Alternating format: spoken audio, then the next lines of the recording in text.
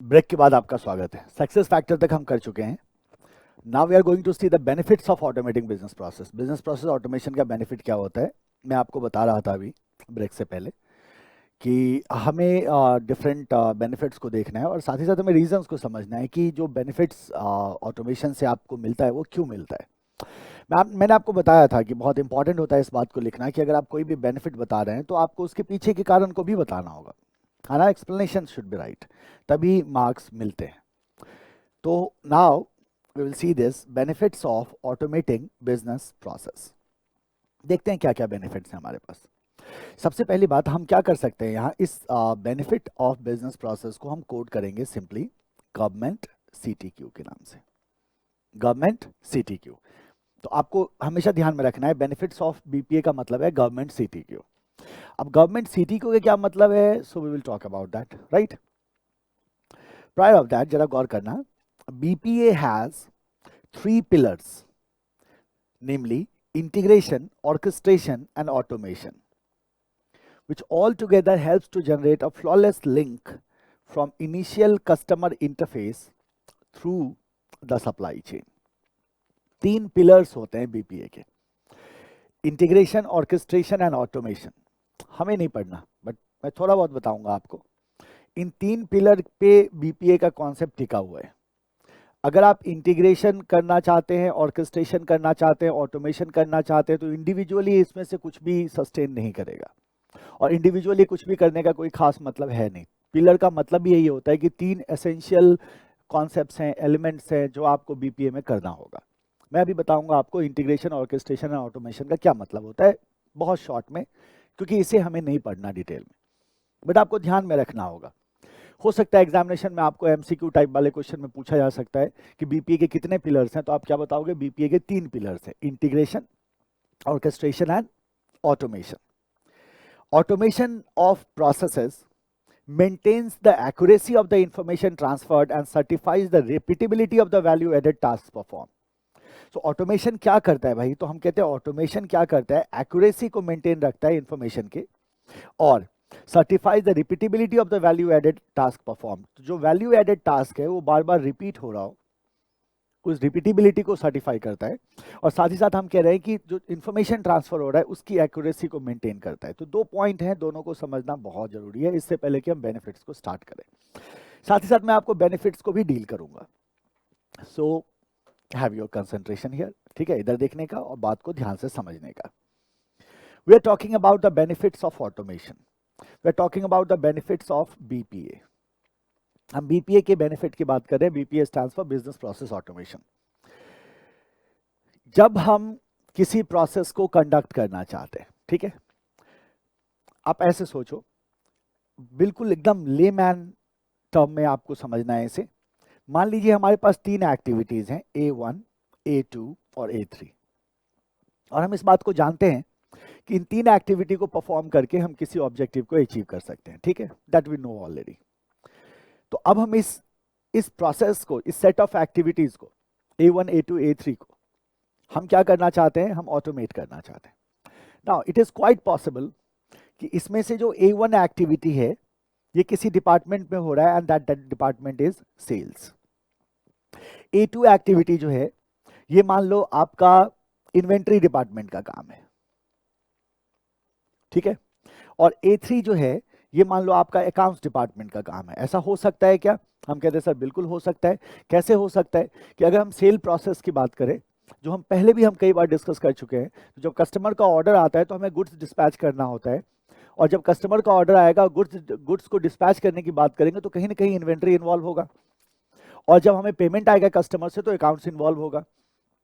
कहने का मतलब है एक सेल प्रोसेस की हम बात कर ले तो उसमें भी मल्टीपल डिपार्टमेंट्स क्या हो रहे हैं, इन्वॉल्व हो रहे हैं। तो एक प्रोसेस है मेरे पास जिसमें 3 एक्टिविटीज हैं, जिसका एक एक्टिविटी सेल्स डिपार्टमेंट में हो रहा है, एक एक्टिविटी इन्वेंट्री डिपार्टमेंट में हो रहा है, एक एक्टिविटी अकाउंट्स डिपार्टमेंट में हो रहा है, और इन 3 एक्टिविटी को मिलाकर हम एक प्रोसेस बना सकते हैं, ठीक है। और इसी प्रोसेस को हम ऑटोमेट करने की बात कर रहे हैं and the concept is called as business process automation. अब जरा सोचो ये काम कैसे होगा। अब क्या हो रहा है कि सेल्स डिपार्टमेंट का एक इंडिविजुअल है जिसका नाम है राम, और राम अपने कंप्यूटर पे सेल्स के सॉफ्टवेयर को इस्तेमाल करके इस एक्टिविटी को परफॉर्म करता है, ठीक है। लाइकवाइज इन्वेंट्री डिपार्टमेंट में कोई है, मान लो उसका नाम है श्याम। श्याम अपने कंप्यूटर पे इन्वेंट्री डिपार्टमेंट में एक्टिविटी नंबर 2 को परफॉर्म करता है। और अकाउंट्स डिपार्टमेंट में कोई और है, मान लो उसका नाम है मोहन। मोहन अपने कंप्यूटर पे अकाउंट्स डिपार्टमेंट में इस एक्टिविटी को परफॉर्म करता है। तो we have 3 different activities which are being performed in 3 different departments using 3 different types of softwares applications or on 3 different types of systems. अब this is ऑटोमेशन का जहां तक सवाल है, ऑटोमेशन का तो मतलब ये होता है कि किसी भी एक्टिविटी को अगर हमने कंप्यूटर की मदद से कराया तो वो ऑटोमेशन हो गया। लेकिन क्या ये जो ऑटोमेशन हम कर रहे हैं, क्या ये हमारे पर्पस को फुलफिल करेगा? क्या इंफॉर्मेशन का फ्री फ्लो होगा? क्या इंफॉर्मेशन के करेक्टनेस को हम इंश्योर कर पाएंगे? जवाब है नहीं। क्यों नहीं? अब कहते हैं मान लो सर कि एक कस्टमर था जिसका नाम था सुमित। सुमित ने ऑर्डर किया, ठीक है। सेल्स डिपार्टमेंट वाले ने क्या किया, जब सुमित ने ऑर्डर किया तो सेल्स डिपार्टमेंट वाले ने अपने कंप्यूटर सिस्टम में एंटर किया the name of the customer is Sumit, ठीक है। और ये जानकारी जब ऑर्डर आया तो सेल्स वाला ये जानकारी इन्वेंट्री को देता है, ईमेल करके, फोन करके या किसी और माध्यम से। और इन्वेंट्री वाले को बताता है कि भाई सुमित से ऑर्डर आया, अभी सुमित को क्या करना है, गुड्स डिस्पैच करना है। इन्वेंट्री वाला अपने सिस्टम में जब एंटर करने गया तो इसने क्या किया, सुमित को एंटर किया। इसने कहा कि भाई सुमित नाम का कोई कस्टमर है जिसे मेरे को गुड्स डिस्पैच करना है, तो इसने क्या किया, SUMEET एंटर कर दिया। तो बताओ क्या एक्यूरेसी मेंटेन रह पाई? जवाब है नहीं। हम कहते हैं सर ये इंटीग्रेटेड नहीं है सिस्टम्स। आपने ऑटोमेशन की बात करी, आप कंप्यूटर लगा रहे हैं, आप कह रहे हैं कि ठीक है मेरा प्रोसेस, मेरी एक्टिविटी को मैंने ऑटोमेट कर दिया, मैनुअल काम नहीं हो रहा है, कंप्यूटर उस चीज को प्रोसेस कर रहा है। बट इंफॉर्मेशन फ्लो में अभी भी क्या है, we have lot of problems. इसी प्रकार से मान लो अकाउंट्स वाले ने क्या किया, सुमित को एंटर करते वक्त SUMET कर दिया, राइट। सो एरर्स होंगे इंफॉर्मेशन में, and that is why we have the pillars. जब हम पिलर्स की बात करते हैं तो पिलर्स में हम 3 पिलर की बात करते हैं। हम कहेंगे देखो अगर बीपीए की बात करें तो बीपीए 3 पिलर पे टिका हुआ है। अगर बिजनेस प्रोसेस ऑटोमेशन की बात करें तो ये 3 पिलर पे टिका हुआ है। एक है हमारे पास क्या, इंटीग्रेशन, ऑटोमेशन एंड ऑर्केस्ट्रेशन। अब होता क्या है कि अगर हम इन 3 एक्टिविटी को मिला के एक प्रोसेस बनाना चाहते हैं तो what we will have to do, हमें क्या करना होगा, ऑटोमेशन करने के साथ साथ हमें इन एक्टिविटीज को इंटीग्रेट करना होगा। इन एक्टिविटीज को इंटीग्रेट करने का मतलब है कि इंफॉर्मेशन फ्लो हो सके from one department to another department, from one system to another system, from one application to another application. अगर एक एप्लीकेशन से दूसरे एप्लीकेशन में इंफॉर्मेशन का फ्लो ना हो, डेटा आप शेयर ना कर सके आपस में, तो जाहिर सी बात है इसका मतलब आपका सिस्टम इंटीग्रेटेड नहीं है। और अगर आपका सिस्टम इंटीग्रेटेड नहीं है तो बीपीए करने का कोई फायदा नहीं है। फिर तो वही है, फोन करते रहो, एक डिपार्टमेंट दूसरे डिपार्टमेंट को फोन करता रहेगा, भागता रहेगा। सेल्स को पता नहीं होगा स्टॉक है या नहीं है, स्टॉक वाले को नहीं पता होगा कि भाई ऑर्डर आ रहे हैं, प्रोडक्शन वाले को नहीं पता होगा स्टॉक है या नहीं है। तो बहुत आप कह सकते हो स्टेटस अननोन होगा, बहुत कैओस होगा आपके ऑर्गेनाइजेशन में। So after automation, integration is also very important thing what we have to take care of. So that is your automation and integration. ठीक है, सिंपल है। ऑटोमेशन का मतलब हम क्या समझेंगे भाई, टू कंडक्ट प्रोसेस और activity we apply computer. Integration का मतलब क्या है, all application and systems are interconnected. उन्हें इंटीग्रेट इसलिए करते हैं ताकि इंफॉर्मेशन का फ्लो हो सके cross the department, right. Then we have the orchestration. Orchestration का मतलब क्या होता है, अब हम एक प्रोसेस के बारे में सोच रहे हैं, तो हमने क्या किया, हम एक प्रोसेस के बारे में सोच रहे हैं। हमने क्या कहा कि डिफरेंट एक्टिविटीज, ठीक है, डिफरेंट एक्टिविटीज जो डिफरेंट डिपार्टमेंट में किया जा रहा था, जो डिफरेंट इंडिविजुअल्स के द्वारा डिफरेंट सिस्टम्स पे किया जा रहा था, राइट। इन सबको एक अम्ब्रेला के नीचे लेके आना या एक छत के नीचे लेके आना या इन सबको इंटीग्रेट करके एक प्रोसेस बनाना इज कॉल्ड एज ऑर्केस्ट्रेशन। उसे हम कहते हैं orchestration. So this is your orchestration. कब, जब आप 3 एक्टिविटी को मिला के क्या करते हैं, एक प्रोसेस बना देते हैं। तो ये 3 पिलर्स है, इंटीग्रेशन, ऑटोमेशन, ऑर्केस्ट्रेशन। आपको मीनिंग समझ के रखना है, बहुत डिटेल में मैं नहीं ले जाऊंगा क्योंकि हमें नहीं पढ़ना। सो इंटीग्रेशन का मतलब क्या है, एप्लीकेशंस को आपस में जोड़ देना। ऑटोमेशन का मतलब क्या है भाई, टेक्नोलॉजी इनेबल्ड प्रोसेस कंडक्ट करना। और ऑर्केस्ट्रेशन का मतलब है डिफरेंट एक्टिविटीज जो डिफरेंट डिपार्टमेंट में हो रहे हैं उनको एक छत के नीचे लेके आना या उन्हें इंटीग्रेट करके एक प्रोसेस का रूप देना। नाउ फॉर एग्जांपल, मान लो आप कहते हैं कि सर A2 जो है ये नॉन वैल्यू एडिंग टास्क है, मतलब इससे मेरे को कोई वैल्यू डिलीवरी में मदद नहीं मिल रही। तो आपने कहा सर मैं A2 को हटाना चाहता हूं, ठीक है। आपने 3 एक्टिविटी को मिला के एक प्रोसेस बनाया था। जब आपने 3 एक्टिविटी को मिला के एक प्रोसेस बनाया था तो आपने ऑर्केस्ट्रेशन बोला। अब हमें एक एक्टिविटी को हटाना है, तो हम इसे क्या करते हैं, डी ऑर्केस्ट्रेट करते हैं, उसको डी ऑर्केस्ट्रेशन कहा जाता है, ठीक है। डी ऑर्केस्ट्रेशन का मतलब है वापस एक्टिविटीज को ब्रेक करना। डी ऑर्केस्ट्रेशन के बाद हम री ऑर्केस्ट्रेशन कर सकते हैं, और री ऑर्केस्ट्रेशन में हम क्या बोलेंगे कि अब हमारे पास सिर्फ 2 एक्टिविटी हैं, और इन्हीं 2 एक्टिविटी की मदद से हम क्या कर सकते हैं, इनपुट को आउटपुट में कन्वर्ट कर सकते हैं। तो हमने क्या किया, 2 एक्टिविटी को ऑर्केस्ट्रेट करके एक प्रोसेस बना दिया। Now this is what the integration, orchestration and automation means, ठीक है। एग्जाम में आपको एक्सप्लेन करने को नहीं कहा जाएगा, ब्रीफ करने को नहीं कहा जाएगा, तो आपको इस पे ज्यादा दिमाग लगाने की आवश्यकता नहीं है। तो बताओ बीपीए के कितने पिलर हैं? 3 पिलर हैं। कौन कौन से? Integration, orchestration and automation. This is what we were talking about earlier. हम कह रहे हैं BPA has 3 pillars, namely integration, orchestration, and automation, which all together help to generate a flawless link from initial customer interface through the supply chain. So customer to supply chain, of course, एक complete link establish करने में ये आपको क्या करेगा, मदद करेगा। Automation of those processes maintain the accuracy of the information transfer. जैसे ही हमने ऑटोमेशन किया, बीपीए किया, इसका मतलब हम तीनों चीजों की बात कर रहे हैं, इंटीग्रेशन, ऑटोमेशन, ऑर्केस्ट्रेशन की बात कर रहे हैं। तो ये क्या कराएगा, accuracy of the information transferred and certify the repeatability of the value added task perform. एक बार आपने ऑर्केस्ट्रेट कर दिया, आपने कहा एक्टिविटी 1, एक्टिविटी 2, एक्टिविटी 3, 3 एक्टिविटी मिला के ऑर्केस्ट्रेट करके हमने एक प्रोसेस बनाया, तो तीनों एक्टिविटी मान लो वैल्यू एडिंग टास्क है, तो वो बार बार क्या होगा, रिपीट होता रहेगा। कल के डेट में अगर आपके बिजनेस में किसी तरह के चेंजेस आते हैं, बिजनेस रूल में चेंजेस आते हैं, सिनेरियोज बदलते हैं, और आप उस प्रोसेस को बदलना चाहते हो, तो आपके पास बड़ा सिंपल सा तरीका है, D orchestrate and re orchestrate. हम क्या कर सकते हैं, उस प्रोसेस को तोड़ सकते हैं और फिर उसे दोबारा हम नए प्रोसेस में उसे हम इजीली कन्वर्ट कर सकते हैं। इन सब के लिए हमारे पास सिस्टम्स होते हैं, हमारे पास सॉफ्टवेयर्स होते हैं, and these things can be done easily. चूंकि आपके स्कोप में नहीं है, इसलिए ज्यादा डिटेल में मैं नहीं ले जाऊंगा, ठीक है। How many pillars? 3 pillars. Now will go to the benefits. Some major benefits are summarized below. जैसा मैंने कहा आपको कि बेनिफिट के लिए हमें एक कोड याद रखना है, गवर्नमेंट CTQ, गवर्नमेंट CTQ। अच्छा, सक्सेस फैक्टर का कोड क्या था? तो हमने कहा सक्सेस फैक्टर का कोड क्या था, CAIT। C for confidentiality, A for availability, I for integrity, T for timeliness. बिल्कुल सही। अच्छा, प्रोसेस, टाइप ऑफ प्रोसेस का कोड क्या था, awesome. O here is operational, S for supporting, and M is for management business process. Likewise benefits को भी हमने code कर दिया, इसे हम कहते हैं गवर्नमेंट CTQ। इस पे हम बाद में टर्म्स को फिट करेंगे, हम 1 बाय 1 देखते चलते हैं। सबसे पहले हमारे पास क्वालिटी एंड कंसिस्टेंसी।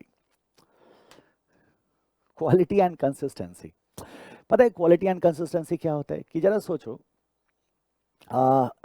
ऐसे सोचो कि आप मेट्रो से ट्रेवल कर रहे हैं, ठीक है। आप मेट्रो के गेट पे जाते हैं, जो एंट्री होती है ना सिक्योरिटी चेक से पहले। आप मेट्रो की गेट पे गए और आपने बोला, हे मेट्रो गेट खुल जा, ठीक है। खुलेगा क्या गेट? वो कहता है कि वो कुछ नहीं कहेगा, वो चुप रहेगा, है ना। आपने कहा ठीक है कोई बात नहीं मेट्रो महाराज, मेरे को अगले स्टेशन तक जाना है जहाँ का किराया 10 रुपया है, लेकिन मैं आपको 1000 रुपये देता हूँ। आपने क्या किया, 1000 रुपये निकाल के मेट्रो गेट के ऊपर रख दिया, बोला खुल जाओ। खुलेगा क्या? नहीं। आपने कहा चलो ठीक है जी, 1000 रुपीज अगर आपको कम लग रहा है तो मेरे पास 50,000 रुपये है, आप प्लीज गेट ओपन हो जाओ क्योंकि मेरे को एक स्टेशन तक जाना है। आपने 50,000 रुपये निकाल के वहां रख दिए, वो खुल जाएगा क्या? जवाब है नहीं। अभी क्या हुआ कि हमारे देश के प्राइम मिनिस्टर नरेंद्र मोदी जी को जाना था, वो आपके पीछे लाइन में खड़े थे। उन्होंने कहा भाई साहब आप हटो, मेरे को ट्राई करने दो। वो सामने आए, उन्होंने गेट को बोला, गेट मैं हिंदुस्तान का प्राइम मिनिस्टर हूँ, खुल जाओ। खुलेगा क्या? नहीं। वाई? आप कहते हैं sir because that is automated. जरा सोचो, अगर वहां एक गार्ड खड़ा होता और प्राइम मिनिस्टर खुद जाते गार्ड को कहते भाई मेरे को जाने दो, वो गार्ड क्या कहता? वो गार्ड कहता ठीक है सर आप जाओ, राइट? कहता या नहीं कहता? ऐसा हो सकता था कि 10 रुपए का टिकट था, 50,000 में मैनिपुलेट कर लेते, गार्ड बिक जाता। गार्ड कहता कोई बात नहीं, आपके पास टिकट दिए फिर भी आप जाओ, इट्स ओके। है ना, मैं चलेगा, कोई दिक्कत नहीं, आप चुपके से चले जाओ। हो सकता था मैनिपुलेशन, लेकिन वहां हो पाया क्या? नहीं हो पाया। क्यों नहीं हो पाया?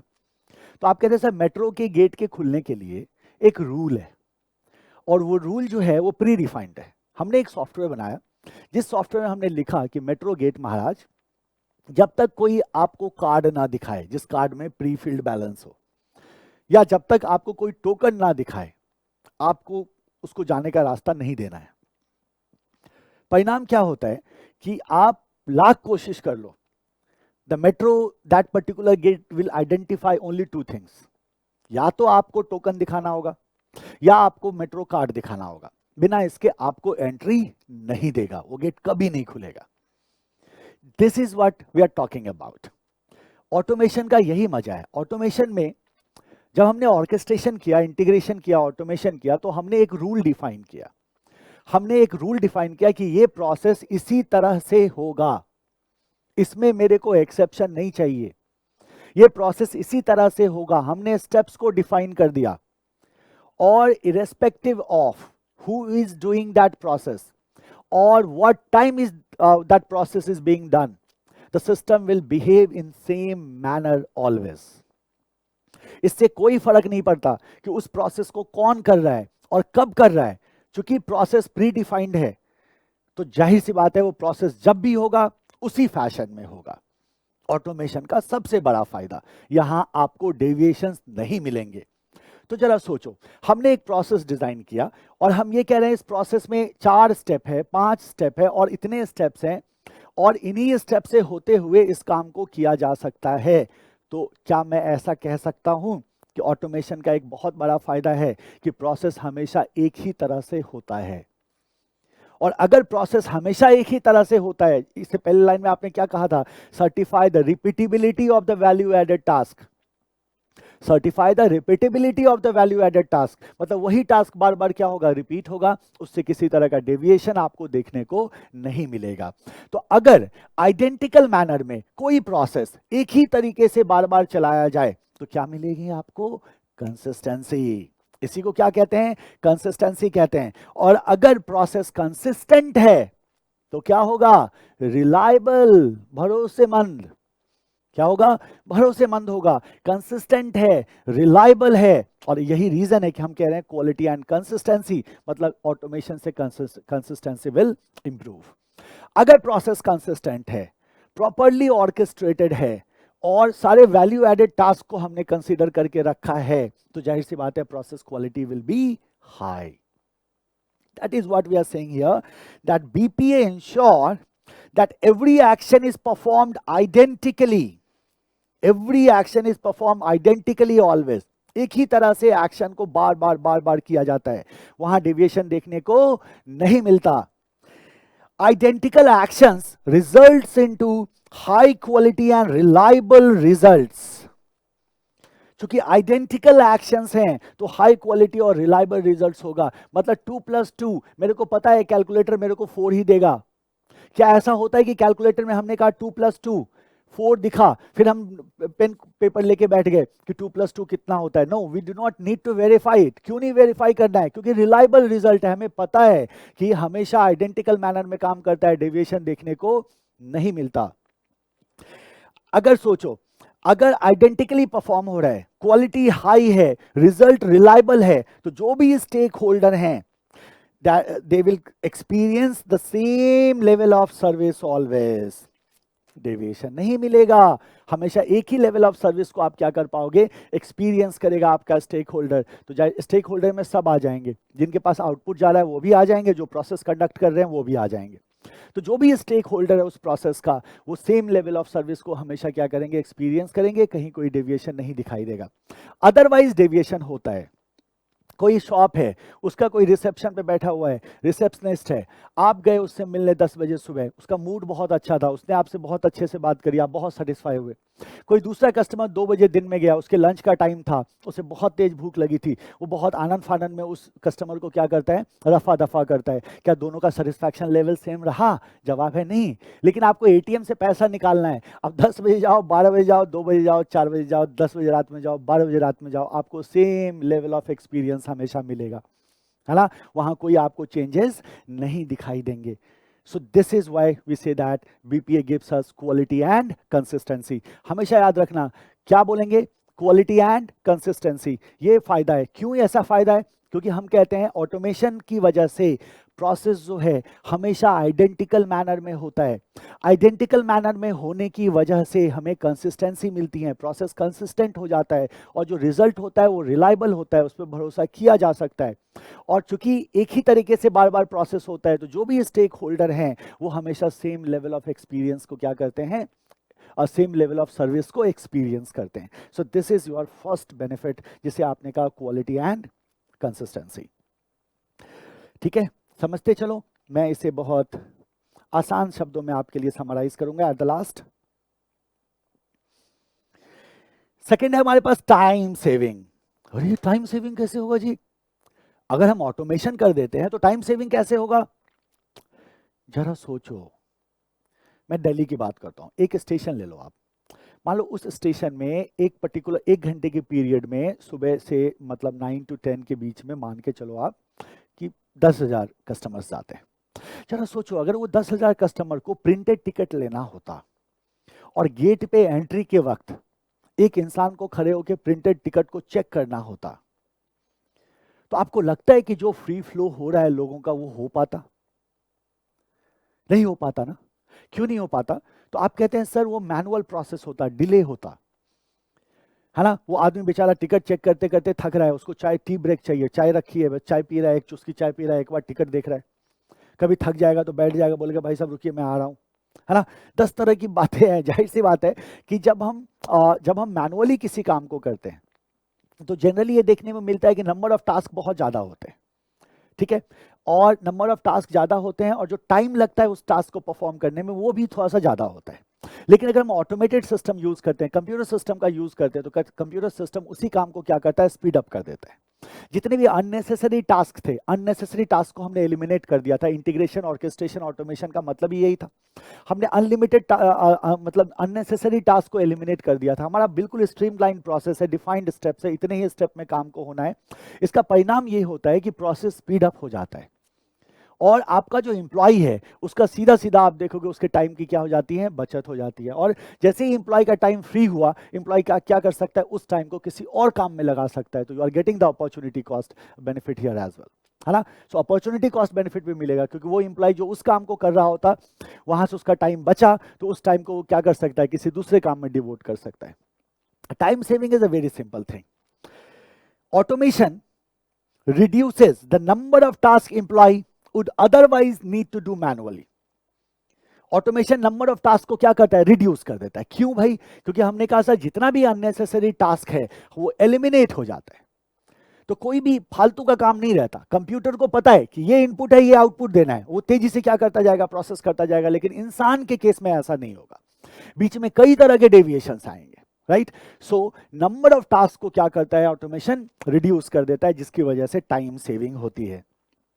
It frees up the time to work on items that add genuine value to the business. हमने क्या कहा, जैसे ही एम्प्लॉय का टाइम बचेगा, एम्प्लॉय क्या कर सकता है, किसी दूसरे काम में अपने टाइम को डिवोट कर सकता है, जिसका फायदा आपको मिलेगा, allowing innovation and increasing employ level of motivation. तो एम्प्लॉय फ्री है, एम्प्लॉय दूसरी जगह काम कर सकता है, कुछ इनोवेशन ला सकता है, क्रिएटिविटी ला सकता है, मोटिवेशन मिलता है उसको, जनरल बेनिफिट्स हैं। टाइम सेविंग का मतलब है सीधा सीधा नंबर ऑफ टास्क का रिड्यूस हो जाना।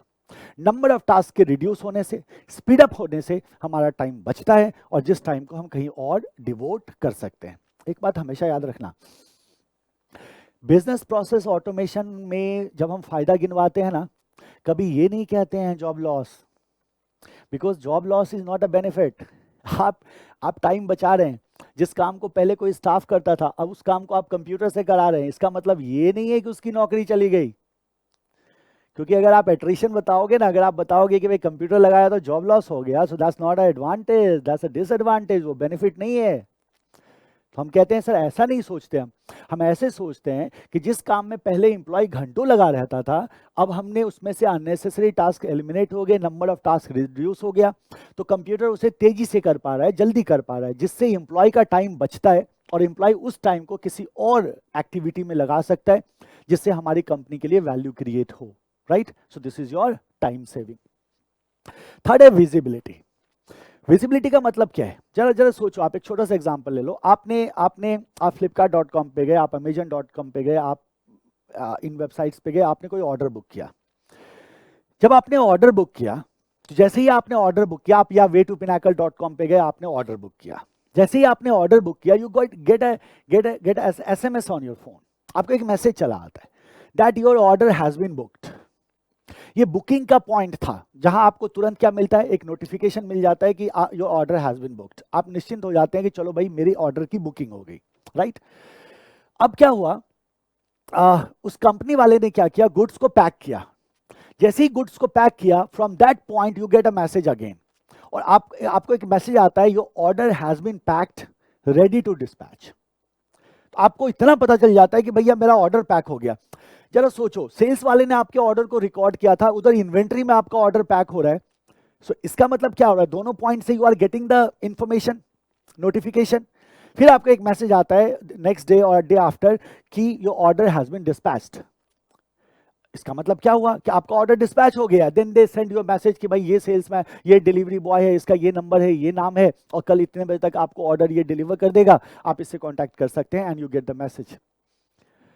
सो ऑटोमेशन की बहुत बड़ी खासियत है कि जो प्रोसेस का स्टेटस है, कि प्रोसेस जब आपका कंडक्ट हो रहा होता है तो प्रोसेस किस स्टेज में है, what is happening there exactly, इसका स्टेटस पूरी तरह से विजिबल हो जाता है। That can be seen, that can be experienced, जो मैनुअल में नहीं होता।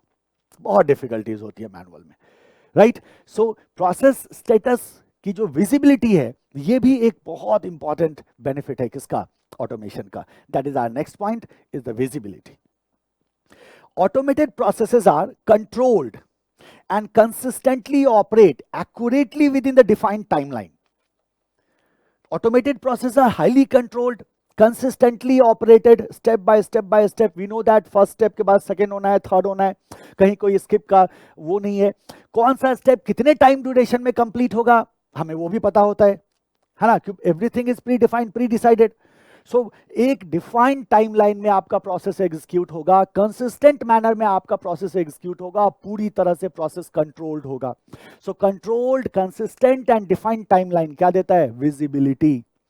क्या क्या बोलोगे आप, controlled, consistent and defined timeline क्या देता है, विजिबिलिटी देता है। It gives visibility of the process status to the organisation. Organisation को प्रोसेस स्टेटस की विजिबिलिटी मिलती है, ठीक है?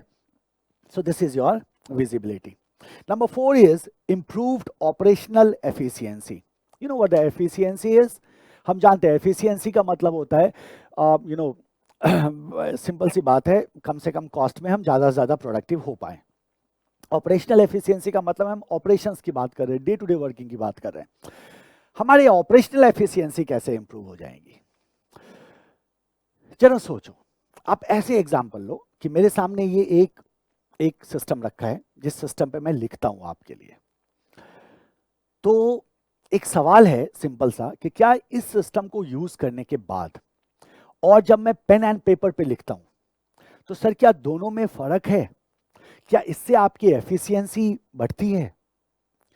जब मैं पेन एंड पेपर पे लिखता हूं, so every time after writing 2, 3 line, 4 line, 5 line, 10 line, I have to change the paper, है ना? मुझे पेपर चेंज करना होगा। लिखने के दौरान 10 तरह की प्रॉब्लम्स आती हैं, है ना? तो जो मेरा एफर्ट है, जब मैं मैनुअली काम करता हूं, आपको पेन पेपर पे लिख के समझाता हूं, तो जो मेरा एफर्ट है काम को करने का, दैट इंक्रीजेस। मेरे को ज्यादा एफर्ट लगाना पड़ता है। जो टाइम है ओवरऑल, दैट इंक्रीजेस। मेरे को ज्यादा टाइम लगाना पड़ता है। तो ज्यादा एफर्ट आपको वहां मेरे को दिखाई देगा, ज्यादा टाइम दिखाई देगा, ज्यादा एनर्जी मेरे को इन्वेस्ट करने की जरूरत होती है।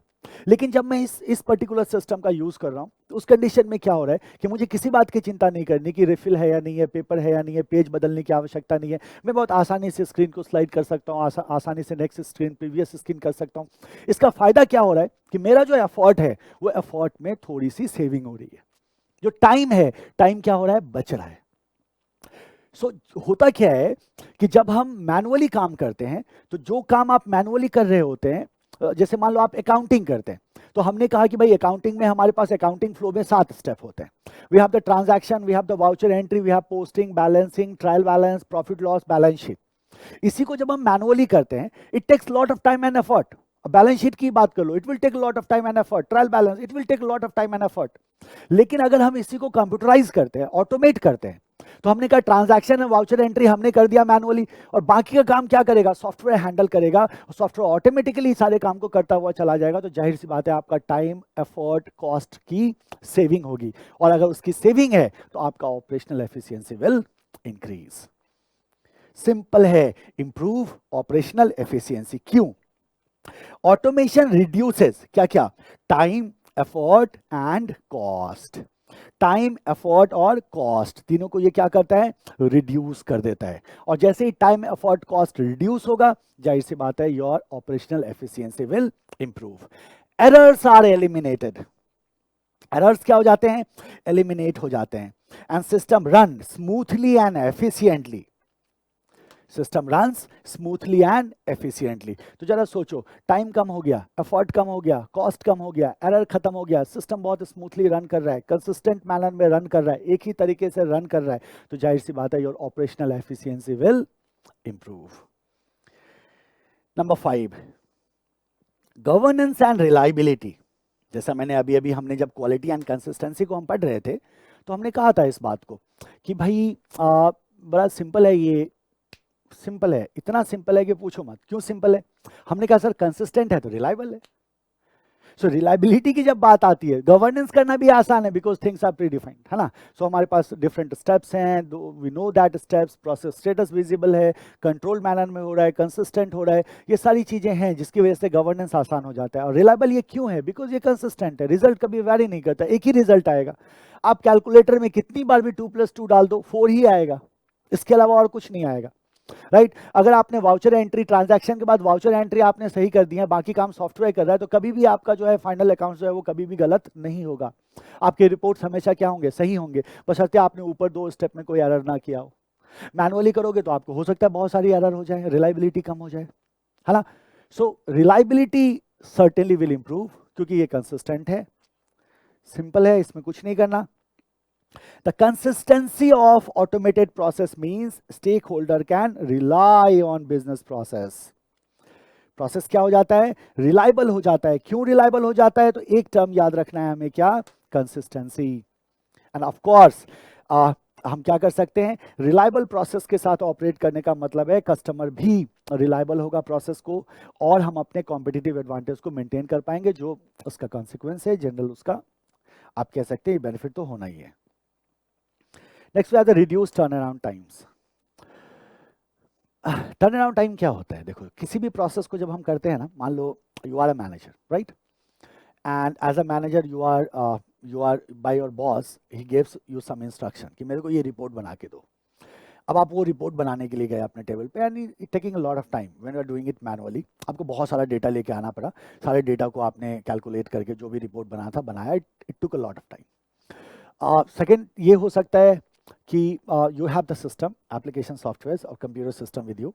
आपके बॉस ने आपको कहा कि भाई ये रिपोर्ट मेरे को क्रिएट करके दो। आप गए फटाफट, आपने 2-4-5 कमांड डाले, डेटा आपका पहले से फीडेड था, फटाफट रिपोर्ट प्रिंट हुआ, आप रिपोर्ट लेके चले गए। तो एक बात तो पक्का है कि आपके बॉस ने आपको रिपोर्ट बनाने को कहा, तो in the case of manual it will take lot of time, turn around time, it will take lot of time, ठीक है। But in the case of computerize system it will take less time, है ना, common sense की बात है। Likewise जरा सोचो, you have an interaction with your customer. So as a business, you have an interaction with your customer. So you are interacting with your customer manually, and you are interacting with your customer through automated system. Take an example of bank. मेरे को 10,000 रुपये निकालने हैं अपने account से, and I go to the branch, I fill the form, I submit the form. उससे पहले line में खड़े रहो, फॉर्म सबमिट करो। फॉर्म सबमिट करने के बाद वो कैश देंगे हमें, और इस पूरे प्रक्रिया में आपका 4 घंटा, 5 घंटा, 6 घंटा चला जाता है। बैंक वाले को भी परेशानी होती है, because you are giving him the form, वो वेरीफाई करेगा अकाउंट नंबर, सारे डिटेल्स को वेरीफाई करेगा, सारे डिटेल को वेरीफाई करने के बाद, सिग्नेचर को वेरीफाई करने के बाद, then they will release the fund, right. लेकिन जरा सोचो, अगर मैं ऑनलाइन ट्रांसफर करूं तो, अब मुझे किसी को पेमेंट करना था, मैंने फटाफट अपने इंटरनेट बैंकिंग में लॉगिन किया, लॉगिन करके मैंने अपने मनी को, जो भी अमाउंट था उसको मैंने ट्रांसफर कर दिया। So automation reduces the time which is basically involved in conducting a particular process. अब चाहे वो ऑर्गेनाइजेशन के अंदर के लोग हों चाहे वो ऑर्गेनाइजेशन के बाहर के लोग हों, दोनों ही तरह के लोगों के लिए टाइम सेविंग आपको दिखाई देगा in terms of turn around time. Process को कंडक्ट करने का टाइम क्या होता है, रिड्यूस हो जाता है जब हम ऑटोमेटेड सिस्टम का इस्तेमाल करते हैं। ऑटोमेशन एलिमिनेट्स अननेसेसरी टास्क, पहले भी बताया था मैंने, ये क्या करता है, अननेसेसरी टास्क को एलिमिनेट कर देता है and realign process step to optimize the flow of information through production, service, billing and collection. So production, service, billing and collection, सारे डिपार्टमेंटल बाउंड्री को क्रॉस करते हुए इंफॉर्मेशन क्या करता है, तेजी से फ्लो करता है। और जब इंफॉर्मेशन प्रोडक्शन से, सर्विस से, बिलिंग से या कलेक्शन से या किसी और डिपार्टमेंट से, अभी मैंने आपको इंटीग्रेशन पढ़ाते वक्त समझाया था कि one activity is being done in sales, one in inventory, one in accounts. हमने जब इंटीग्रेट किया, इंफॉर्मेशन फ्री फ्लो होगा, सेल्स से कहाँ, इन्वेंट्री, इन्वेंट्री से account, they can share information with each other very easily and in very fast manner. आपको ERP system में मैं बताऊंगा ये कैसे होता है, अभी कैसे होता है ये सीखने की आवश्यकता नहीं है, लेकिन फ्री फ्लो होता है इंफॉर्मेशन का, प्रोसेस रियलाइन हो जाता है। याद करो ऑर्केस्ट्रेशन में हमने कहा था भाई A2 जो है वो मेरा वैल्यू एडिंग टास्क नहीं है, उसको हटाओ और 2 ही स्टेप का प्रोसेस बना दो। सो ऑटोमेशन में क्या कर रहे हैं हम, प्रोसेस को रीअलाइन कर रहे हैं, ठीक है। ऑटोमेशन में हम अननेसेसरी टास्क को हटा रहे हैं, अननेसेसरी टास्क को हटा दिया, प्रोसेस को रीअलाइन कर दिया, इंफॉर्मेशन फ्लो होगा तेजी से, तो जाहिर सी बात है टोटल टर्न अराउंड टाइम क्या होगा, कम होगा। किसके लिए कम होगा, एम्प्लॉय के लिए, कस्टमर के लिए या दोनों के लिए? आप क्या बोलोगे सर, दोनों के लिए। This result into refined processes and turn around time for both employ and customer is reduced. तो एम्प्लॉय के लिए भी और कस्टमर के लिए भी टर्न अराउंड टाइम क्या होता है, रिड्यूस हो जाता है। And the last one is reduced cost.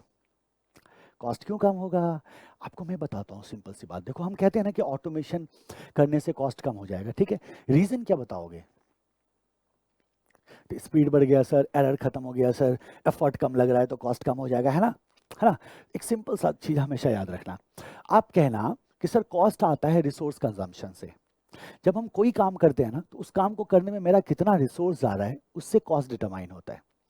मैंने पूछा रिसोर्स से आपका क्या मतलब है, तो आपने कहा सर देखो रिसोर्स का मतलब पैसा भी हो सकता है, रिसोर्स का मतलब मटेरियल भी हो सकता है, रिसोर्स का मतलब मैन आवर भी तो हो सकता है कि एक एम्प्लॉय को कितनी देर काम करना पड़ा, क्योंकि हमें उसको भी तो सैलरी देनी पड़ रही है, जाहिर सी बात है। सो कितना ज़्यादा ह्यूमन रिसोर्स का कंजम्पशन हुआ, कितना मटेरियल का कंजम्पशन हुआ, कितना पैसा खर्चा हुआ उसमें, हार्ड कैश, ये सब मिला के तो हम बेसिकली देखते हैं ना कि आउटपुट का कॉस्ट हमारा क्या होगा। तो सर जब हम ऑटोमेशन करते हैं ना तो रिसोर्स कंजम्पशन कम हो जाता है, हमें इतना ज़्यादा ह्यूमन रिसोर्स की आवश्यकता नहीं होती, हमारा टोटल टाइम जो है वो टाइम भी क्या हो जाता है, कम हो जाता है। एरर्स नहीं होते, वेस्टेजेस नहीं होते रिसोर्सेज के, ना ही ह्यूमन रिसोर्स का वेस्टेज होगा, ना ही मटेरियल का, ना ही मैन पावर का वेस्टेज होगा। तो जाहिर सी बात है अगर कम रिसोर्स को हम कंज्यूम करेंगे प्रोसेस को कंडक्ट करने में तो हमारा कॉस्ट भी क्या होगा, कम होगा। So why reduced cost, because of consumption of fewer resources. कम रिसोर्स के कंजम्पशन की वजह से कॉस्ट क्या होता है, कम हो जाता है। Automation speed up the job as multiple tasks can be performed in parallel unlike manual, and it helps us to accomplish more by utilizing fewer resources. Job speed up हो रहा है, हम पैरेलल में काम कर सकते हैं, मैनुअल में ये पॉसिबल नहीं है, 2-3 काम को हम एक साथ निकाल सकते हैं, और साथ ही साथ चूंकि हम कम रिसोर्सेज को कंज्यूम कर रहे हैं तो जाहिर सी बात है हमारा जो टोटल कॉस्ट है वो क्या होगा, कम हो जाएगा। ये है आपके बेनिफिट्स, ठीक है। कितने बेनिफिट्स हैं टोटल हमारे पास, 7 बेनिफिट्स हैं। अब जरा ध्यान देना, अपने नोट पे जाओ और अच्छी तरह से इसको दिमाग में सेट कर लो, नोट पक्का कर लीजिएगा। मैं आपको एक सिंपल सा ट्रिक बता रहा हूं कि कैसे आप इन सारे के सारे पॉइंट्स को आसानी से ध्यान में रखेंगे। हमारा कोड क्या है, निम्नलिखित क्या है, गवर्नमेंट CTQ, राइट। कितने बेनिफिट्स हैं टोटल, 7 बेनिफिट्स हैं जो हमें पढ़ना है। 7 पे ही दुनिया खत्म हो जा रही है कि हम कहते हैं नहीं सर बेनिफिट तो हमने पहले भी डिस्कस किया था। ये 7 समराइज्ड वे में है तो हमारे को एग्जाम में यही लिख के आना है। सबसे पहला है हमारे पास G here stands for governance and reliability. G here stands for governance and reliability. ऐसे ही आप क्या कर लोगे, चार्ट बना लोगे। O here stands for operational efficiency, operational efficiency, ठीक है। V here stands for visibility. T here stands for time saving. C here stands for cost. T here stands for turn around time. And Q here stands for quality and consistency. क्या कहा हमने? Government, CTQ. बताओ. G for governance, O for operational efficiency, V visibility, T time saving, C for cost, T for turnaround and Q for quality and consistency. कितने benefit हैं total? 7 benefits हैं. अब मुझे बताते चलो फटाफट, है ना. सबसे पहला है governance and reliability. Now tell me, governance and reliability. So it is going to get improved or reduced. Reliability will increase or will it decrease? आप क्या कहते हैं sir? Reliability is going to increase. More reliable, है ना? More reliable. Positive impact देखने को मिलेगा. Operational efficiency. Efficiency will decrease or increase after BPA. Efficiency क्या होगा? It will increase or decrease. आप कहते हैं sir efficiency will certainly increase. Efficiency is going to get increased.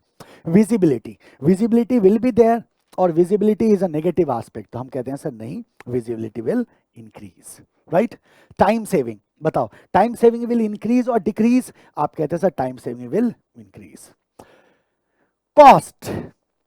Cost का क्या होगा? It will decrease or increase? Increase होगा क्या? नहीं. Cost sir is going to get reduced.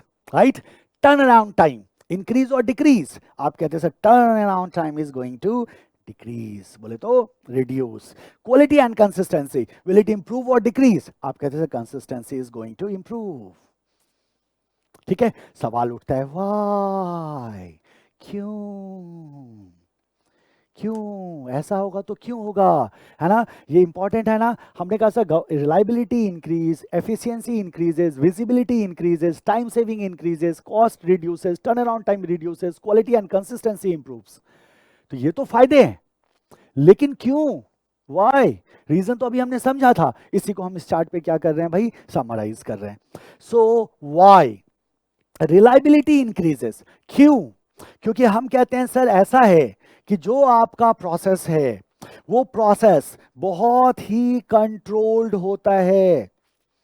वो प्रोसेस कंसिस्टेंटली एग्जीक्यूट किया जाता है, मतलब कंसिस्टेंट होता है ना. अगर आपका प्रोसेस कंट्रोल्ड है, अगर आपका प्रोसेस कंसिस्टेंट है, और अगर आपका प्रोसेस कंसिस्टेंट है, इसका मतलब हमेशा क्या देगा? Same result. और अगर वो सेम रिजल्ट देता है हमेशा, इसका मतलब reliability is going to get improved. Reliability क्या होगा? इंप्रूव होगा. So most important aspect here what we have to keep in mind is the consistency. क्या बोलेंगे? Consistency. Since the process is consistent, hence it is reliable. That is why it is reliable, because always it is done in same manner always. Operational efficiency increases. क्यों? हमने कहा sir इसलिए क्योंकि आपका जो time है काम करने का, आपका जो कॉस्ट है, आपका जो एफर्ट है, वो क्या होता है? रिड्यूस होता है. और जाहिर सी बात है एरर्स आर एलिमिनेटेड. एरर्स क्या हो जाते हैं? एलिमिनेट हो जाते हैं. सिस्टम स्मूथली काम करता है. अगर आपका टाइम, कॉस्ट, एफर्ट कम होगा, एरर्स एलिमिनेट होगा, your operational efficiency will increase for sure. Right? Third, visibility. क्यों है विजिबिलिटी? तो हमने कहा सर इसका सिंपल सा कारण है कि प्रोसेस कैसे होता है? कंट्रोल्ड मैनर में. किस तरह किया जाता है? कंसिस्टेंटली किया जाता है. और हमने कहा था प्रोसेस किस में होता है? एक डिफाइंड टाइमलाइन में. डिफाइंड टाइमलाइन में. तो अगर processes are executed in controlled manner, consistently and are performed in defined timeline, तो visibility can be seen. Organisation को प्रोसेस विजिबिलिटी मिलती है. Time saving. टाइम सेविंग क्यों हो रहा है? तो हम कहते हैं सर ऑटोमेशन क्या करता है? Reduces number of task. Number of task किसके अगेंस्ट हम कह रहे हैं? तो हम कहते हैं अगेंस्ट मैनुअल। जब हम मैनुअली काम करते हैं तो नंबर ऑफ टास्क क्या होता है, ज्यादा होता है, लेकिन जब हम ऑटोमेटेड वे में काम करते हैं तो अननेसेसरी टास्क का एलिमिनेशन होता है, जिसकी वजह से नंबर ऑफ टास्क क्या हो जाता है, कम हो जाता है। जैसे ही नंबर ऑफ टास्क कम होगा तो जाहिर सी बात है टाइम सेविंग आपको देखने को मिलेगी। तो क्या होता है, फ्रीज अप एम्प्लॉइज टाइम। ये क्या करता है, frees up employ time. Employ का टाइम बचता है और जिस टाइम को एम्प्लॉय क्या कर सकता है, किसी और काम में डिवोट कर सकता है। कॉस्ट रिड्यूस, क्यों, तो हमने कहा सर सिंपल सा एक वर्ड याद रखना ना आप, फ्यूअर रिसोर्सेज। कम रिसोर्स का कंजम्पशन होता है, अननेसेसरी टास्क का एलिमिनेशन हो ही गया है, प्रोसेस क्या हो चुका है, स्पीड अप हो चुका है, स्पीड अप है प्रोसेस, है ना, तेजी से काम होता है, टाइम सेविंग होती है, कॉस्ट सेविंग होती है। कम रिसोर्स का मतलब है हमारा कॉस्ट ऑटोमेटिकली क्या होगा, कम होगा। Turn around time, turn around time is going to get decreased, क्यों, तो हमने कहा था जितने भी अननेसेसरी टास्क हैं, सारे के सारे अननेसेसरी टास्क को हम क्या करते हैं, एलिमिनेट कर देते हैं, खत्म कर देते हैं, रिड्यूस कर देते हैं। अननेसेसरी टास्क को रिड्यूस जैसे ही किया तो जाहिर सी बात है टोटल टर्न अराउंड टाइम क्या होता है, कम हो जाता है। हम प्रोसेस को क्या करते हैं, रीअलाइन करते हैं प्रोसेस को, और इंफॉर्मेशन फ्लो को हम इंश्योर करते हैं किधर, तो आप कहते हैं अक्रॉस डिपार्टमेंट। जैसे ही अक्रॉस डिपार्टमेंट इंफॉर्मेशन फ्लो होगा, तेजी से फ्री फ्लो होगा इंफॉर्मेशन का, अननेसेसरी टास्क का एलिमिनेशन हो जाएगा, प्रोसेस को रीअलाइन कर लेते हैं इसमें, तो जाहिर सी बात है हमारा टोटल टर्न अराउंड टाइम क्या होता है, कम होता है। किस तरह के कस्टमर के लिए, दोनों तरह के कस्टमर के लिए, internal as well as external. Internal customer में हमारे पास कौन आता है और एक्सटर्नल कस्टमर में हमारे पास कौन आता है। एक्सटर्नल कस्टमर में हमारे वो कस्टमर आ जाते हैं जिनके बारे में हम बात करते हैं हमेशा। इंटरनल कस्टमर में हम किसे रखते हैं, एम्प्लॉय को। एम्प्लॉय को क्या कह सकते हैं, दूसरे शब्दों में इंटरनल कस्टमर कह सकते हैं। तो एम्प्लॉय हो या कस्टमर हो, दोनों के लिए क्या है, फायदा है। And last one is quality and consistency. बताओ व्हाई देयर इज कंसिस्टेंसी, तो आप कहते हैं कि प्रोसेस हमेशा किस मैनर में होता है जी, आइडेंटिकल मैनर में होता है। अगर आइडेंटिकल मैनर में होगा तो कैसा हो जाता है, रिलायबल होता है, क्योंकि रिजल्ट हमेशा क्या होता है, सेम होता है। और स्टेक होल्डर कैसा फील करेंगे, same level of service. Stake holder हमको हमेशा क्या एक्सपीरियंस होता है, same level of service. So this is your benefit. हमेशा एक बात को याद रखना, आपने सिर्फ इतना एग्जाम में लिख दिया ना कि गवर्नेंस एंड रिलायबिलिटी इंक्रीज होगा और चले आते हैं, मार्क्स नहीं मिलेगा भाई। क्यों देंगे वो आपको मार्क्स, फ्री में आता है क्या, नहीं, फ्री में नहीं आता। वो आपको बोलेंगे भाई तो अगर तुम ये कह रहे हो ना कि रिलायबिलिटी विल इंक्रीज, तो मेरे को ये बताओ क्यों, and you have to write the reason and the exact reason कि ऐसा क्यों होगा। वहां वेगनेस नहीं होनी चाहिए कि मामला क्या है, उलझा हुआ है। और जाहिर सी बात है हम उन्हीं रीजंस को स्पेसिफाई करेंगे जो हमारे स्टडी मैट में दिया हुआ है ना। अलग अलग तरह के बच्चे होते हैं, अलग अलग तरह के विचार होते हैं, उनके अंदर भावनाएं होती हैं। कुछ बच्चे भी होते हैं, कुछ खतरनाक टाइप के आईडीज भी होते हैं, प्रिया एंजल टाइप के। वो अलग अलग तरह के कमेंट्स करते रहते हैं सोशल साइट्स पे। तो मैं बड़ा मतलब मेरे को ऑफिस में एक कमेंट उन्होंने ला के दिखाया, वैसा ये देखिए आपके बारे में एक कमेंट है। मेजॉरिटी ऑफ कमेंट्स जो आप बच्चे करते हो ना, those are very nice and I really thank you you know for that. बड़े प्यारे कमेंट करते हैं आप लोग कि सर ठीक है, बहुत मज़ा आया, समझ में आया, है ना। हम मेहनत से पढ़ेंगे, हम अच्छा करेंगे एग्जामिनेशन में, हम आपका नाम रोशन करेंगे, राइट। दीज कमेंट्स जो देखते हैं तो ठीक है भाई, अच्छा है, अच्छा लगता है, जाहिर सी बात है। कुछ कलाकार एक कमेंट लाके मेरे को दिखाया अभी ऑफिस में इन्होंने, उसमें वो बच्चा कहता है कि सुमित सर जो पढ़ाते हैं that is exact of the study mat given by the ICI. ओ भाई एक बात बताओ, अगर आपने ज्ञान चाहिए, हाँ, जैसे कंप्यूटर क्या होता है, इंफॉर्मेशन टेक्नोलॉजी क्या होता है, इंफॉर्मेशन सिस्टम क्या होता है, स्ट्रेटेजिक मैनेजमेंट क्या होता है, स्ट्रेटजी फॉर्मुलेशन का अगर आपको एडवांस लेवल नॉलेज चाहिए, I am always open for that. But उसके लिए आपको मेरे पास आना होगा and I will give you entire knowledge whatever I am having, right. But as far as our exam is concerned, वो उसमें वो जो चीज़ें मैं आपको दूंगा वो आपके एग्जामिनेशन में काम नहीं आएगा। Why Sumit sir always follows the ICI prescribed syllabus? The reason behind that is oversimplification is highly dangerous.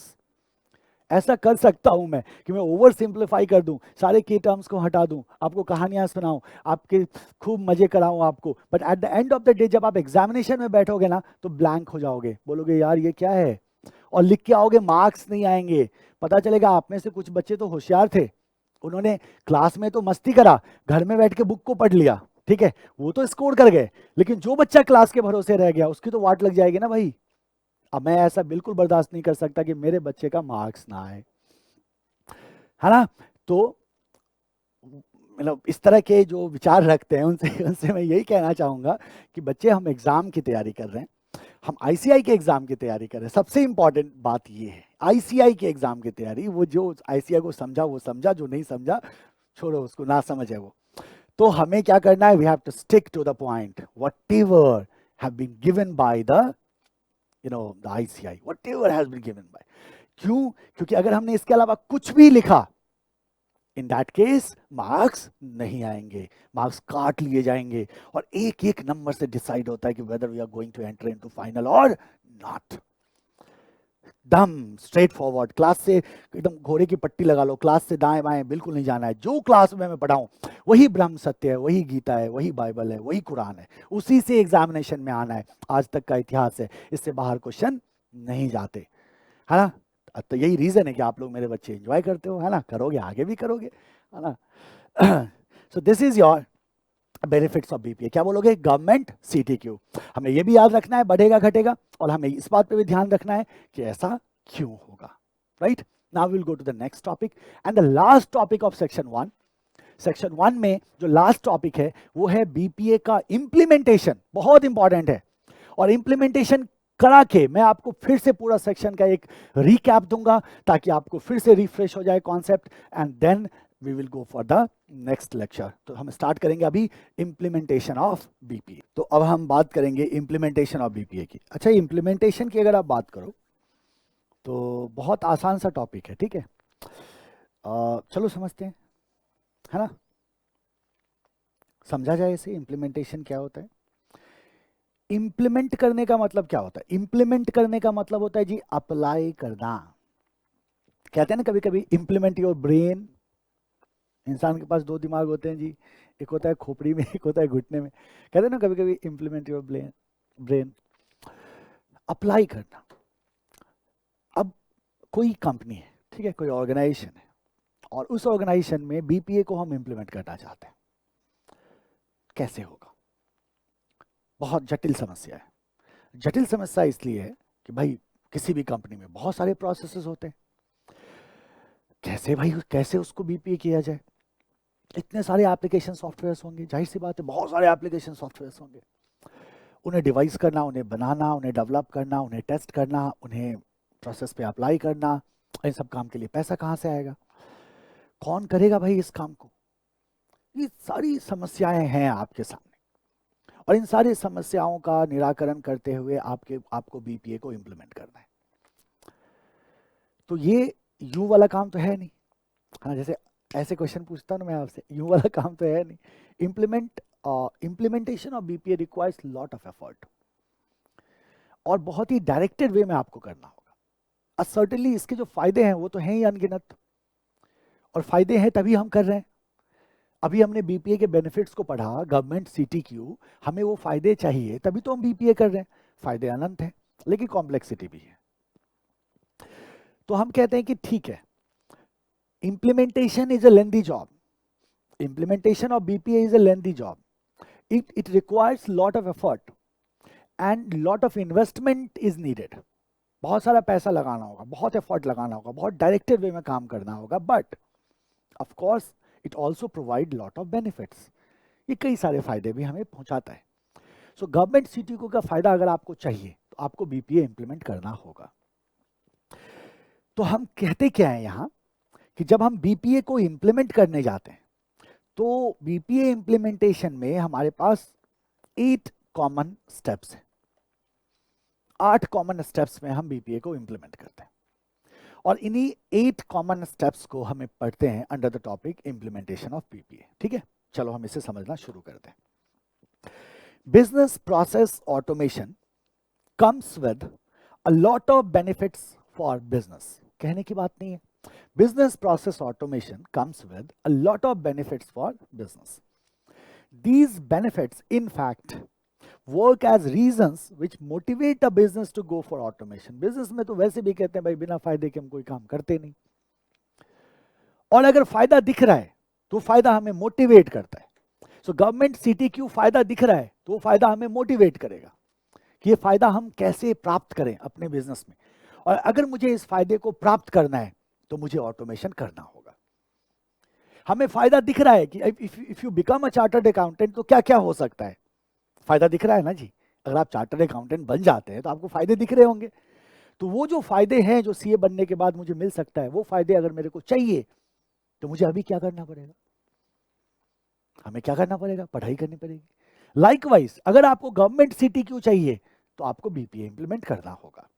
So BPA comes with lot of benefits for business, and यही बेनिफिट जो है, these benefits work as reason which motivate business to go for automation। General statement है, ठीक है।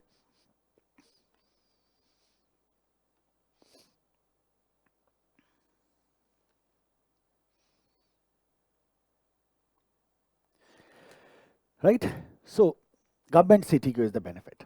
इसके अलावा कुछ चीजों को हम यहां ध्यान में रखेंगे। However, increased globalization and competition are also prominent reason to go for BPA.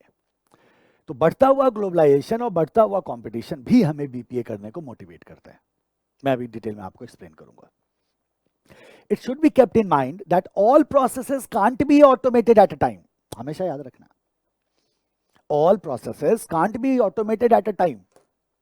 You can't study all papers at a time, है ना, नहीं करते ना हम, बारी बारी से करते हैं, राइट। क्यों करते हैं बारी बारी से, तो एक साथ नहीं कर सकते इसलिए। The best way to go about automation is to first understand the criticality of the business process to the enterprise। Now listen it carefully। पता है क्या हुआ, जब तक ग्लोबलाइजेशन नहीं था ना, तब तक चैलेंज नहीं था। What is mean by challenge? Business में हमें प्रॉफिट चाहिए, बिजनेस में हमें इनकम चाहिए, बिजनेस में हम इंडस्ट्री में लीड करें, ये हमें चाहिए। हम हमारे कॉम्पिटिटर से आगे रहें, ये हमें चाहिए। तो जब हम बिजनेस करते हैं तो we formulate strategies to become unique, to create competitive advantage, to stay at the top of the industry of course. लेकिन अगर इंडस्ट्री में कंपटीशन बढ़ा, तो कंपटीशन बढ़ने का मतलब है न्यू प्लेयर्स का इंडस्ट्री में एंटर करना। जैसे जैसे इंडस्ट्री में न्यू प्लेयर एंटर करेंगे वैसे वैसे कंपटीशन बढ़ेगा, number of company will increase, competition will increase. अब क्या होता है कि जब नंबर ऑफ कंपनीज बढ़ जाते हैं, मान लो 1 से 2, 2 से 4, 4 से 6, 6 से 8, 10 कंपनीज हो गए, 15 हो गए, 20 हो गए, 50 हो गए, 100 हो गए, तो अब इन सारे कंपनीज के बीच में खींचातानी। अब हर एक कंपनी वाला क्या चाहेगा कि भाई मैं नंबर 1 बनूं, एंड दे वर्क अकॉर्डिंगली।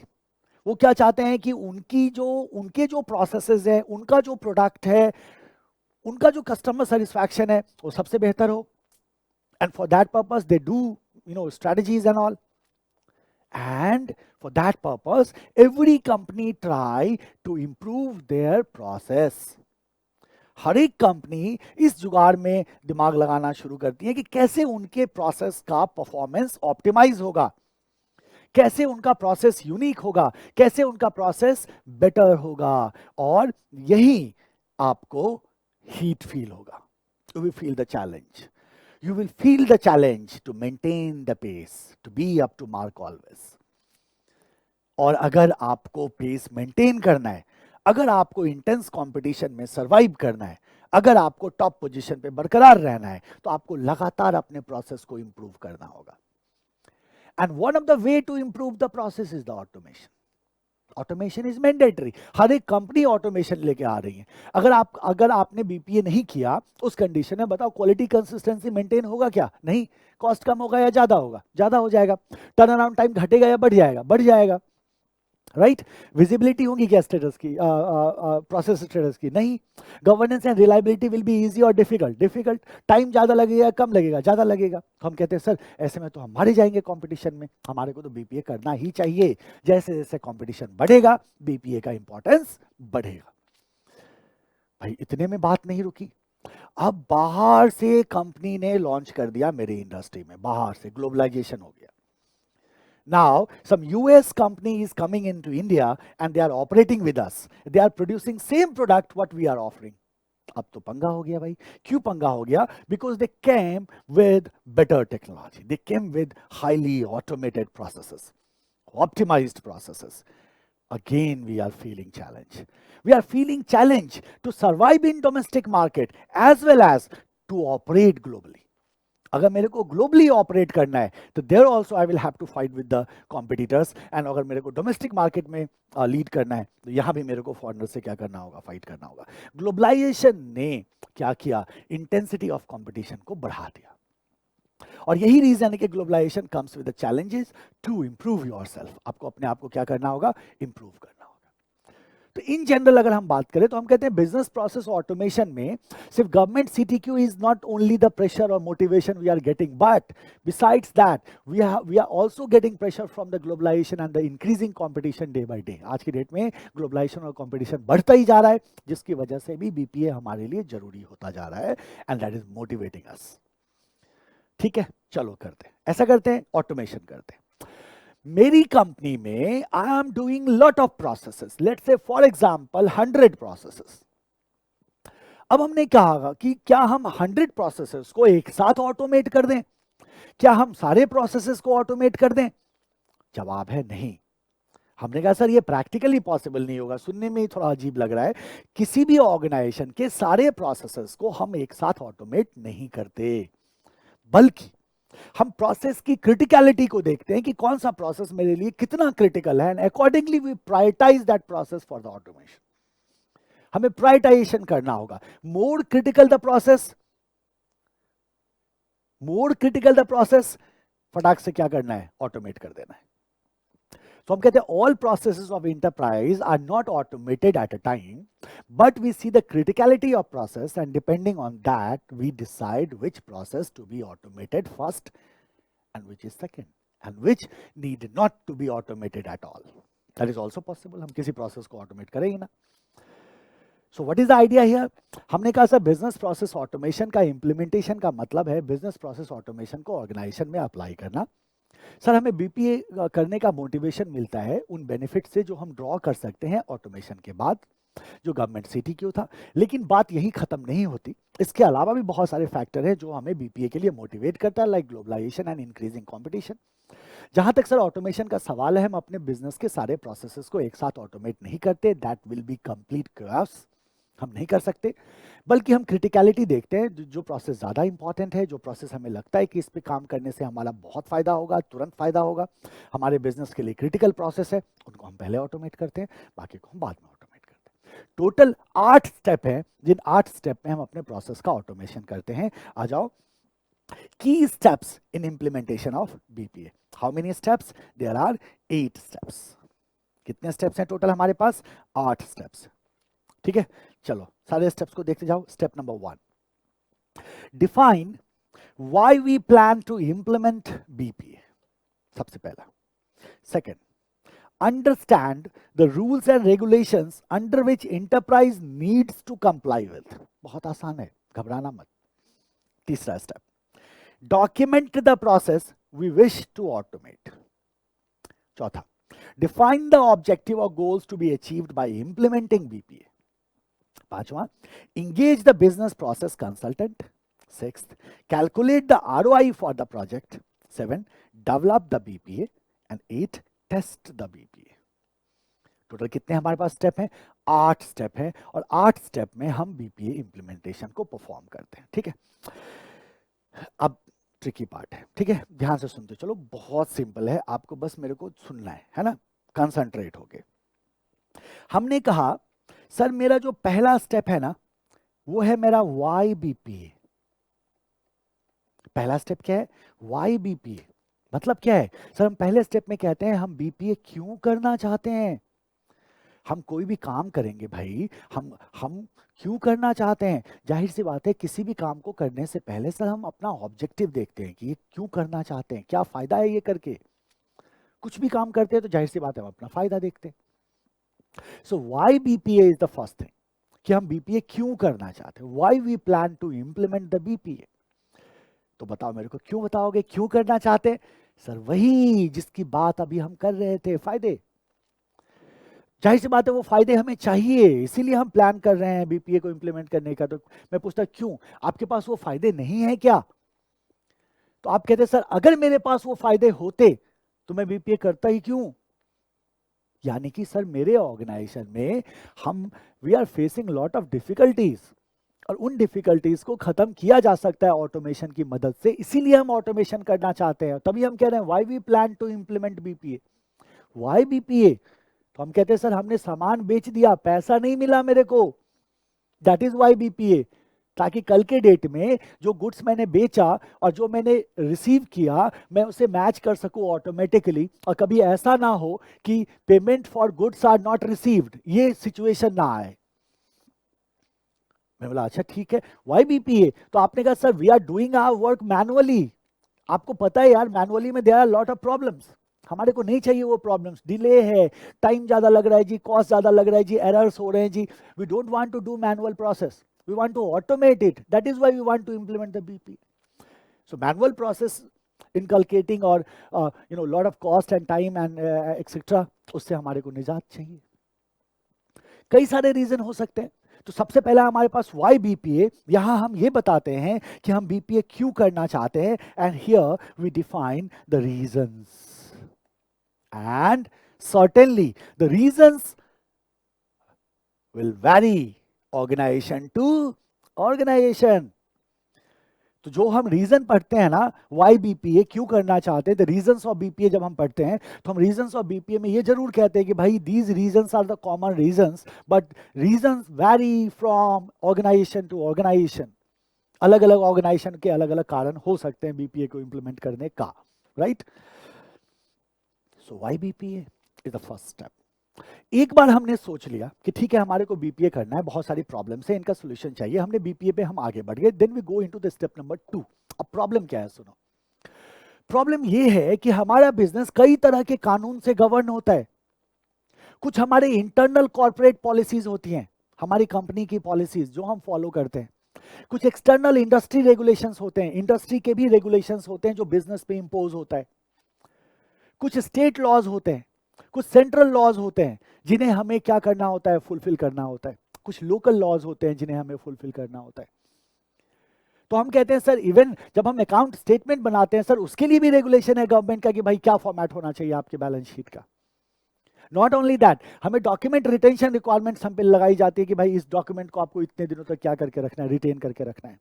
और सर प्रॉब्लम ये है कि जब हम मैनुअली काम कर रहे थे ना, तो ये जितने भी कानून थे इनको हम पालन कर रहे थे, लेकिन अब आप कह रहे हो कि सॉफ्टवेयर लगाओ, अगर सॉफ्टवेयर फुलफिल ना करे इन रूल्स एंड रेगुलेशंस को सर, तो फाइन्स एंड पेनाल्टीज, और ज्यादा अगर मामला गंभीर हुआ तो लाइसेंस ही कैंसिल हो जाएगा हमारे बिजनेस का, हम तो बर्बाद हो जाएंगे भाई। ऑटोमेशन आप कर ही नहीं सकते ना जब तक आपको रूल्स एंड रेगुलेशंस मालूम ना हो, क्योंकि इन्हीं रूल्स एंड रेगुलेशन का अकोमोडेशन आपको अपने सिस्टम में करना होगा। जैसे आज तक आप मैनुअली कंफर्म कर रहे थे, उससे अब आपका सिस्टम कंफर्म करेगा। इसीलिए जैसे ही हम वाई बीपीए के बाद आगे बढ़ते हैं, then we have to understand the rules and regulations what we have to comply with, and that of course depends on process, what kind of process we are dealing in. So rules and regulations को understand करना is the second step. देखना, understand the rules regulation under which enterprise needs to comply with, इसे हम कहते हैं, इसे हम कहेंगे अंडरस्टैंड रूल्स। अंडरस्टैंड रूल्स, कौन कौन से रूल्स? हमने कहा सर आपकी कंपनी का इंटरनल कॉर्पोरेट पॉलिसी, सर आप जिस इंडस्ट्री में है उन इंडस्ट्री के रेगुलेशंस, एक्सटर्नल है ऑफ कोर्स ये। आप कहोगे सर स्टेट लॉज होते हैं, सेंट्रल लॉज होते हैं, बहुत सारे लोकल लॉज होते हैं जिनके साथ आपको कंफर्म करना होगा, right. That's the second step. Once we are done with this, now we know my process, ये रूल्स हैं जो हमारे को कंप्लाई करना है, हमारे को फुलफिल करना है, हम उन रूल्स को अवॉइड नहीं कर सकते। ये डॉक्यूमेंट रिटेंशन रिक्वायरमेंट है, रूल ऑफ इंगेजमेंट को हम क्या कर पाते हैं, समझ पाते हैं, ठीक है। Once we are done with this, then we go to the next step. Now किस प्रोसेस को ऑटोमेट करना है, रीजन बता दिया, रूल क्या लग रहा है, वो समझ लिया। अब आते हैं इस प्रोसेस में क्या क्या डॉक्यूमेंट कैप्चर होगा, कैसे उसकी प्रोसेसिंग होगी, कौन इस काम को करेगा, क्या इस काम को करने का इससे बेहतर तरीका हो सकता है, इनकी हम करते हैं documentation. Why documentation is essential? तो हम कहते हैं sir without documentation how you will be developing the BPA. आप बीपीए को कैसे डेवलप करोगे, सिस्टम्स को कैसे बनाओगे, अगर आपको यही नहीं पता है कि ये प्रोसेस होता कैसे, इस प्रोसेस में कौन कौन से डॉक्यूमेंट्स चाहिए, किस फॉर्मेट में डॉक्यूमेंट्स चाहिए। सर कहीं हम प्रिंटेड फॉर्म में देते हैं, कहीं फैक्स के फॉर्म में आता है, कहीं ईमेल के फॉर्म में डॉक्यूमेंट आता है। ये तो आपको पता होना चाहिए ना सर कि ये जो पर्टिकुलर प्रोसेस है उससे रिलेटेड जो एस्पेक्ट है उन्हें हमें क्या करना होता है, डॉक्यूमेंट करना होता है। किस प्रोसेस को वी विश टू ऑटोमेट, जिसे हम क्या करने वाले हैं, ऑटोमेट करने वाले हैं। So document the process we wish to automate, that is our third step. हम क्या बोलेंगे, डॉक्यूमेंट। क्या करेंगे, प्रोसेस को डॉक्यूमेंट करेंगे। एक बार हमने डॉक्यूमेंट कर लिया, फिर हम जाते हैं ऑब्जेक्टिव पे और गोल पे। ऑब्जेक्टिव एंड गोल का मतलब क्या है कि बीपीए करके हम क्या अचीव करना चाहते हैं, पर्टिकुलर प्रोसेस को हम ऑटोमेट कर रहे हैं तो हम क्या अचीव करना चाहते हैं। ठीक है, क्या हम अचीव करना चाहते हैं, that is what you have to define, that of course depend on what kind of processes you are going to automate. तो जिस तरह का प्रोसेस है अकॉर्डिंगली आपका क्या हो जाएगा, ऑब्जेक्टिव हो जाएगा। तो इसे हम कहेंगे सेट गोल और ऑब्जेक्टिव।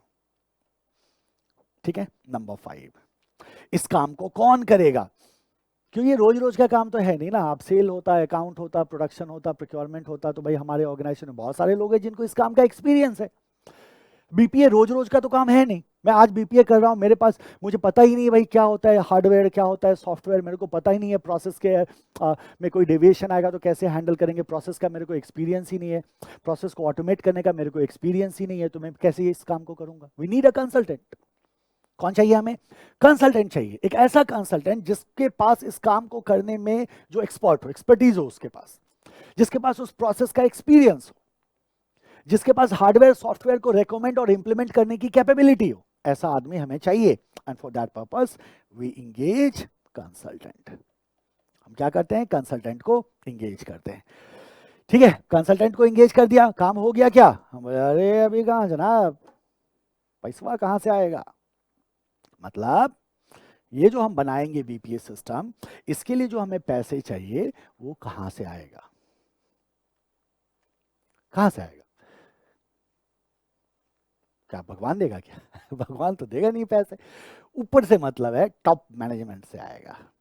टॉप मैनेजमेंट को जब आप जाके बोलोगे ना, जनाब हम बीपीए कर रहे हैं, ठीक है, कहां से आएगा, ऊपर से आएगा। और फिर जब आप टॉप मैनेजमेंट जाके बोलोगे ना, जनाब हम बीपीए कर रहे हैं, पैसे दे दो, टॉप मैनेजर भराया तो बीपीए करने वाला भाई, क्यों दूं मैं पैसे, और कितना चाहिए तेरे को, तो आपने कहा मेरे को 5 करोड़ दे दो। बोला अच्छा 5 करोड़ फ्री में आता है क्या पैसा, मैं क्यों दूं, मैं क्यों इन्वेस्ट करूं, बीपी पे मेरा काम चल रहा है भाई। आप बोलोगे देखो जी ऐसा है कि आपका काम तो चल रहा है, लेकिन आप मेरे को 5 करोड़ दो, मैं आपको 15 करोड़ का फायदा दूंगा। बोलता है अच्छा ये कैसे होगा। आपने बोला देखो आप मुझे 5 करोड़ दोगे, मैं बीपीए करूंगा, और बीपीए के ये इतने सारे फायदे हैं, जिन फायदों का जब आप इकोनॉमिकल वैल्यू देखोगे ना, वो 5 करोड़ का 5 गुना हो जाएगा। टॉप मैनेजमेंट को आपको कन्विंस करना होगा, टॉप मैनेजमेंट के पास आपको अपने प्रोजेक्ट को जस्टिफाई करना होगा, आपको राइट स्टेक होल्डर्स को इंगेज करना होगा, आपको बेनिफिट ऑफ प्रोजेक्ट को प्रॉपरली कम्युनिकेट करना होगा। जब तक आप टॉप मैनेजमेंट को कन्विंस नहीं करेंगे, टॉप मैनेजमेंट से अप्रूवल नहीं मिलेगा, और अगर अप्रूवल नहीं मिला आपका प्रोजेक्ट यहीं रुक जाएगा। और टॉप मैनेजमेंट से अप्रूवल लेने का सिंपल सा तरीका ROI, रिटर्न ऑन इन्वेस्टमेंट। हमें हमारे बीपीए प्रोजेक्ट के ROI को कैलकुलेट करना होगा, और हमें बताना होगा उन्हें क्या क्या फायदे हैं। जैसे आप बोलोगे सर आप टाइम से पेमेंट रिसीव कर लोगे, आप बोलोगे सर आप पे लॉ सूट्स नहीं होगा क्योंकि गलतियां ही नहीं होंगी, है ना। आप बोलोगे सर आपका ऑडिट का जो टाइम है, तो ऑडिट का कॉस्ट जो है वो भी क्या होगा, सेव हो जाएगा।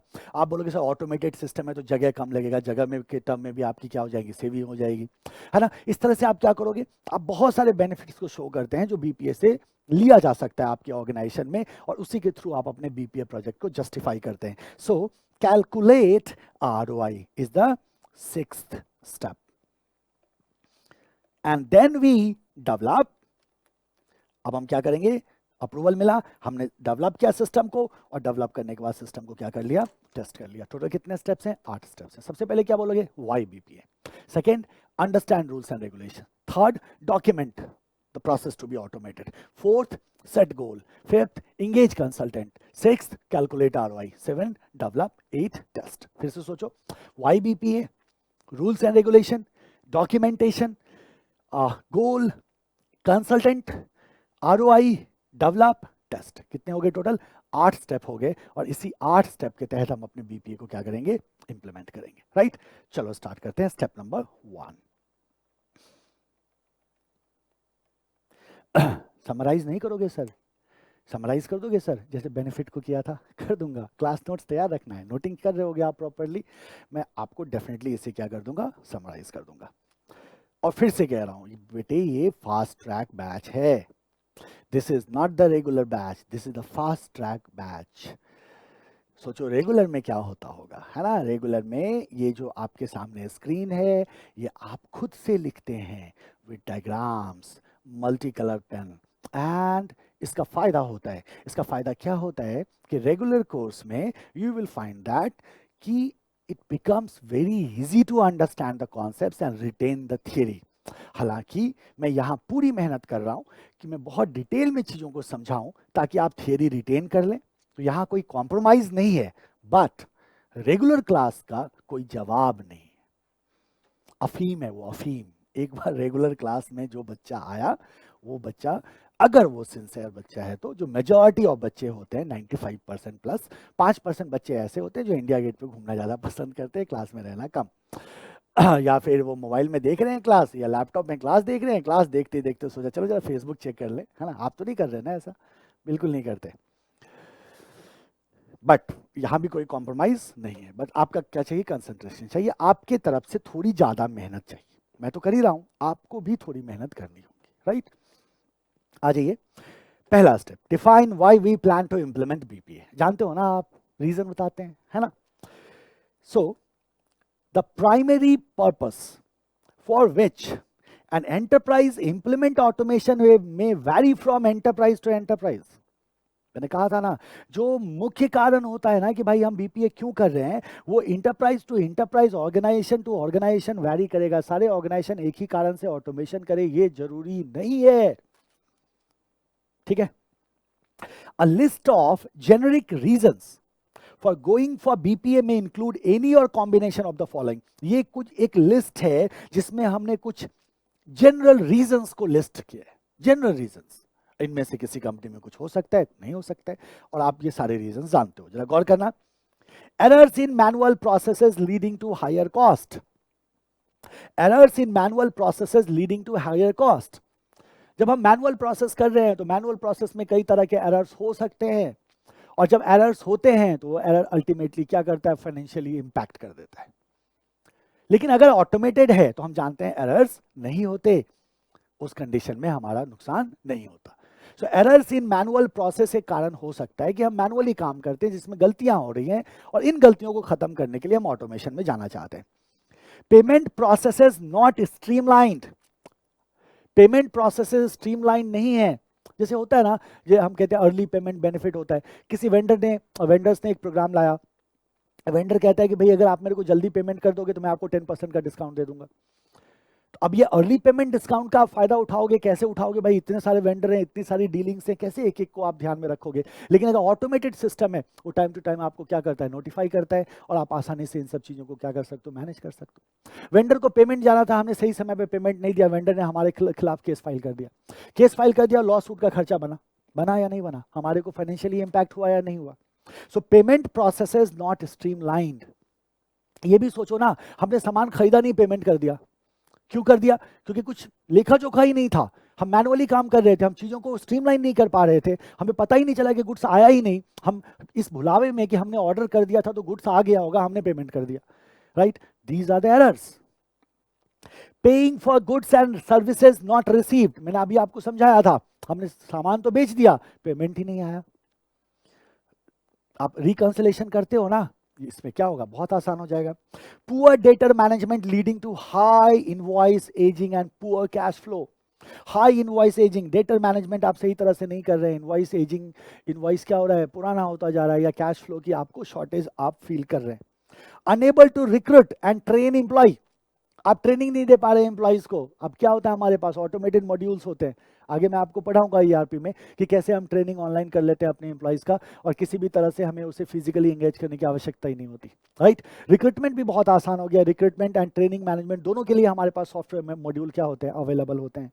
लेंदी और incomplete new account onboarding and not being able to find documents easily during audit or lawsuit। Audit चल रहा है, डॉक्यूमेंट ढूंढ रहे हैं, ऑडिटर बोल रहा है भाई डॉक्यूमेंट दो, हम कहते हैं सर जी ढूंढते हैं, गए कैबिनेट खोला, उसमें 4000 फाइल की लिस्ट, वो 4000 फाइल रखे हुए थे, उसमें से किसी एक फाइल में वो डॉक्यूमेंट है, बेटा ढूंढते रहो, है ना, ढूंढते रहो बस। अब सारे फाइल को देखते रहो किस फाइल में वो डॉक्यूमेंट है। सिस्टम है मेरे पास, मैंने फटाफट गया, मैंने सर्च में गया, मैंने डॉक्यूमेंट का नाम डाला, एंटर, डॉक्यूमेंट मेरे सामने आया, मैंने ऑडिटर साहब को दे दिया, लो जी काम कर लो। बहुत मुश्किल है, सो हमें डॉक्यूमेंट नहीं मिल रहा है, हमारा पेमेंट स्ट्रीमलाइन नहीं है, हमने सामान बेच दिया, पेमेंट रिसीव नहीं हो रहा है, हम मैनुअल काम कर रहे हैं, कई सारे एरर्स हुए जा रहे हैं, हमारे डेटा मैनेजमेंट अच्छा नहीं है, हम अपने एम्प्लॉइज को रिक्रूट, कैंडिडेट को रिक्रूट नहीं कर पा रहे हैं, ठीक तरह से ट्रेन नहीं कर पा रहे हैं, ठीक तरह से, इतने सारे रीजंस हो सकते हैं जिनकी वजह से हम ऑटोमेशन करें, ठीक है। Step number 2, understand the rules and regulations. As we know, understand the rules regulation under which enterprise needs to comply with. In this step, organization need to understand the rule of engagement, which include following the rules and adhering to the regulation and following document retention requirement। जो भी rules हैं उन्हें follow करना, जो regulations हैं उनके साथ बने रहना, और जो डॉक्यूमेंट रिटेंशन रिक्वायरमेंट है उनको फुलफिल करना।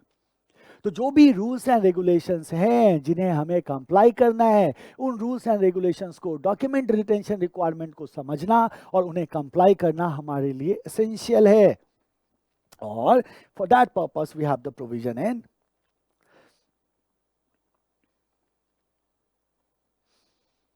इन आवर सिस्टम। देखना, it is important to understand the law may require document to be retained for a specific number of years and in a specified format।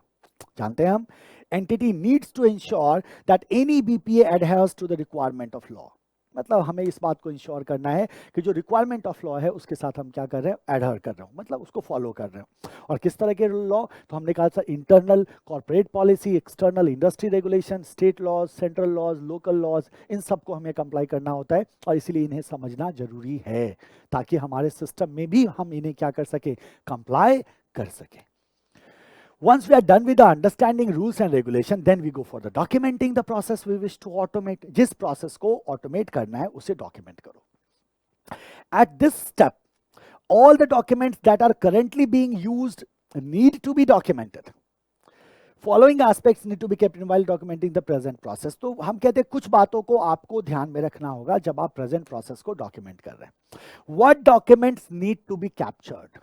हमने कहा जी मेरे को P2P करना है, प्रोक्योर टू पे, वेंडर से सामान खरीदना है, वेंडर को पेमेंट करना है, तो उसमें कई सारे डॉक्यूमेंट्स आते हैं। जैसे पहला डॉक्यूमेंट आता है, वेंडर से सामान खरीदना है, मैं अकाउंट्स डिपार्टमेंट से, मेरे को 5 कंप्यूटर चाहिए, तो मैंने PR जनरेट किया, that is called purchase requisition, और PR जनरेट करके मैंने परचेज डिपार्टमेंट को भेजा, तो परचेज डिपार्टमेंट को जब PR गया तो परचेज डिपार्टमेंट ने उस PR को कन्वर्ट किया PO में। PO stands for purchase order, and that purchase order is sent to the vendor. Vendor को जब परचेज ऑर्डर मिला तो वेंडर ने उस परचेज ऑर्डर के आधार पे हमें क्या किया, गुड सप्लाई किया, या उससे पहले हो सकता है कि हमने वेंडर से इनवॉइस मंगवाया हो। वेंडर ने गुड सप्लाई किया तो हम क्या करते हैं, हाँ गुड्स रिसिट नोट बनाते हैं जिसको कहते हैं GRN। और जो परचेज ऑर्डर था, जो GRN था, और वेंडर से इनवॉइस आया, इन तीनों को हम भेज देते हैं अकाउंट्स के पास, अकाउंट तीनों को मैच करके वेंडर को पेमेंट कर देता है। आप देखोगे lot of documents need to be captured in a process. और अगर मैं किसी प्रोसेस के लिए एप्लीकेशन बनाने जा रहा हूं, किसी प्रोसेस को ऑटोमेट करना जा रहा हूं, तो मेरे लिए यह समझना जरूरी है कि उस प्रोसेस में कौन कौन से डॉक्यूमेंट्स हैं जो मुझे कैप्चर करना होगा, वरना एक भी डॉक्यूमेंट मिस हुआ प्रोसेस में एरर होगा, और आपको याद है डेफिशिएंट प्रोसेस को ऑटोमेट करने का कोई फायदा नहीं। सो सबसे पहले what documents need to be captured, where do they come from, कौन सा डॉक्यूमेंट कहां से आ रहा है, right. What format are they in, किस फॉर्मेट में है, पेपर फॉर्मेट में है, फैक्स आ रहा है, ईमेल आ रहा है, PDF आ रहा है, क्या आ रहा है। So what documents need to be captured, कौन कौन से डॉक्यूमेंट हैं उस प्रोसेस में जो हमें कैप्चर करने की जरूरत है, और ये डॉक्यूमेंट कहां से आ रहे हैं, और ये डॉक्यूमेंट किस फॉर्मेट में है, who is involve in processing of the document, उस डॉक्यूमेंट को कौन प्रोसेस कर रहा है, what is the impact of regulation on processing of the document. आगे जो हमने इससे पहले समझा था, जो रेगुलेशंस हैं, जो लॉज हैं, उसका उस डॉक्यूमेंट प्रोसेसिंग पे क्या इंपैक्ट है। जैसे हमने कहा फॉर्मेट ऑफ बैलेंस शीट, है ना, कौन कहां से आता है जी, गवर्नमेंट से, कि आपको ये शेड्यूल फॉलो करना है, और हम करते हैं ना। सो उस पर्टिकुलर प्रोसेस पे क्या क्या रूल अप्लाई हो रहे हैं उन डॉक्यूमेंट को प्रोसेस करने में। Can there be a better way to do the same job, क्या इस प्रोसेस को और इंप्रोवाइज करने का कोई तरीका है, इस काम को करने का कोई बेटर तरीका हो सकता है। जैसे जरा सोचो, एक छोटा सा एग्जांपल हम ले जो अभी हम कर रहे थे, जिसकी बात हमने कहा कि अकाउंट्स डिपार्टमेंट को, या ऐसे सोचो प्रोडक्शन डिपार्टमेंट को रॉ मटेरियल चाहिए, प्रोडक्शन डिपार्टमेंट को रॉ मटेरियल चाहिए, तो प्रोडक्शन डिपार्टमेंट ने एक डॉक्यूमेंट बनाया, that document is called as purchase requisition. Purchase requisition ने प्रोडक्शन डिपार्टमेंट ने मेंशन कर दिया उसे कौन सा मटेरियल चाहिए, कब तक चाहिए, कितना चाहिए, ये मेंशन करके इसने इसे भेज दिया अगले डिपार्टमेंट के पास, जिसका नाम है परचेज डिपार्टमेंट, पीडी मतलब परचेज डिपार्टमेंट। परचेज डिपार्टमेंट को पीआर मिला, परचेज डिपार्टमेंट ने पीआर को देखा, इसको वेरीफाई किया, वेरीफाई करने के बाद परचेज डिपार्टमेंट क्या करता है, वेंडर को बोलता है जी एक काम करो, आप मेरे को इनवॉइस करो, कॉल फॉर इनवॉइस। ये इससे क्या मंगाता है, इनवॉइस मंगाता है। वेंडर ने क्या किया, यहां से इनवॉइस नहीं, quotation, sorry, call for quotation. Vendor ने क्या किया, यहां से कोट भेजा, किसे, परचेज डिपार्टमेंट को। परचेज डिपार्टमेंट ने कोट पे नेगोशिएशन किया, नेगोशिएशन करने के बाद डील फाइनल हो जाती है कि इतने में ये प्रोडक्ट मैं आपको दे सकता हूं। तो परचेज डिपार्टमेंट क्या करता है, वेंडर को भेजता है पीओ, परचेज ऑर्डर। तो जो पीआर था, PR will get converted into PO, right. Purchase order चला गया वेंडर के पास। परचेज ऑर्डर का मतलब है कि now vendor is authorised officially to send the product. अब आप मुकर नहीं सकते, आपने परचेज ऑर्डर भेजा है, आपने बोला, मतलब आपने ऑथोराइज कर दिया वेंडर को कि भैया सामान भेजो। वेंडर ने क्या किया, यहां से आपको सामान भेजा, ठीक है, गुड्स आ गया आपके पास। जैसे ही गुड्स आया आपके पास, तो ये कहां गया, आपके रिसीविंग डिपार्टमेंट के पास, जिसने गुड्स को रिसीव करना है, आप स्टोरेज बोल दो, इन्वेंट्री बोल दो, जो भी कहना है। यहाँ गुड्स को क्या हुआ, स्टोर में रिसीव किया गया। जब गुड्स को रिसीव किया गया तो यहाँ एक नोट बनाया जाता है, जिसे हम कहते हैं GRN, goods receipt note, right. और वो जो गुड्स रिसिट नोट है वो भेज दिया जाता है किसको, अकाउंट्स को। अब अकाउंट्स के पास क्या क्या आया, परचेज डिपार्टमेंट से परचेज ऑर्डर आ गया, परचेज डिपार्टमेंट से क्या आया, परचेज ऑर्डर आ गया, जो GRN goods receipt note store से आ गया, और वेंडर ने क्या भेजा था, इनवॉइस। इनवॉइस सीधा चला जाता है किसके पास, आपके अकाउंट्स पेएबल के पास।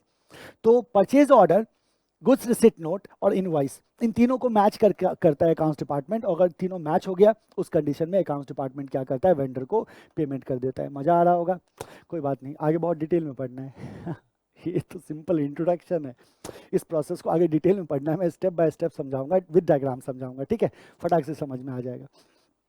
ये है process.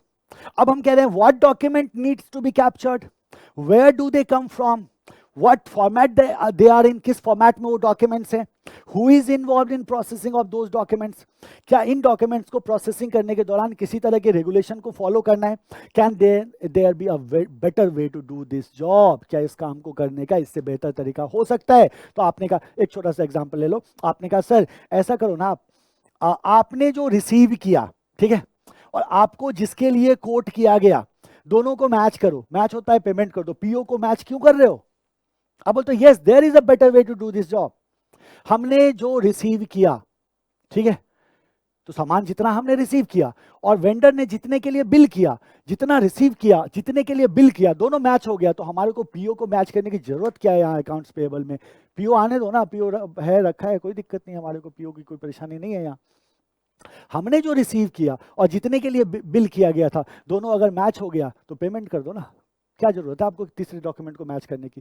Can there be a better way to do the same job, that is what you have to think, है ना। तो हम क्या कह रहे हैं, what documents need to be captured, where do they come from, what format they are in, who is involved in processing, what is the impact of regulation on processing of those documents, and is there any better way to do the job. These are certain aspects what need to be kept in mind while documenting the process we wish to automate.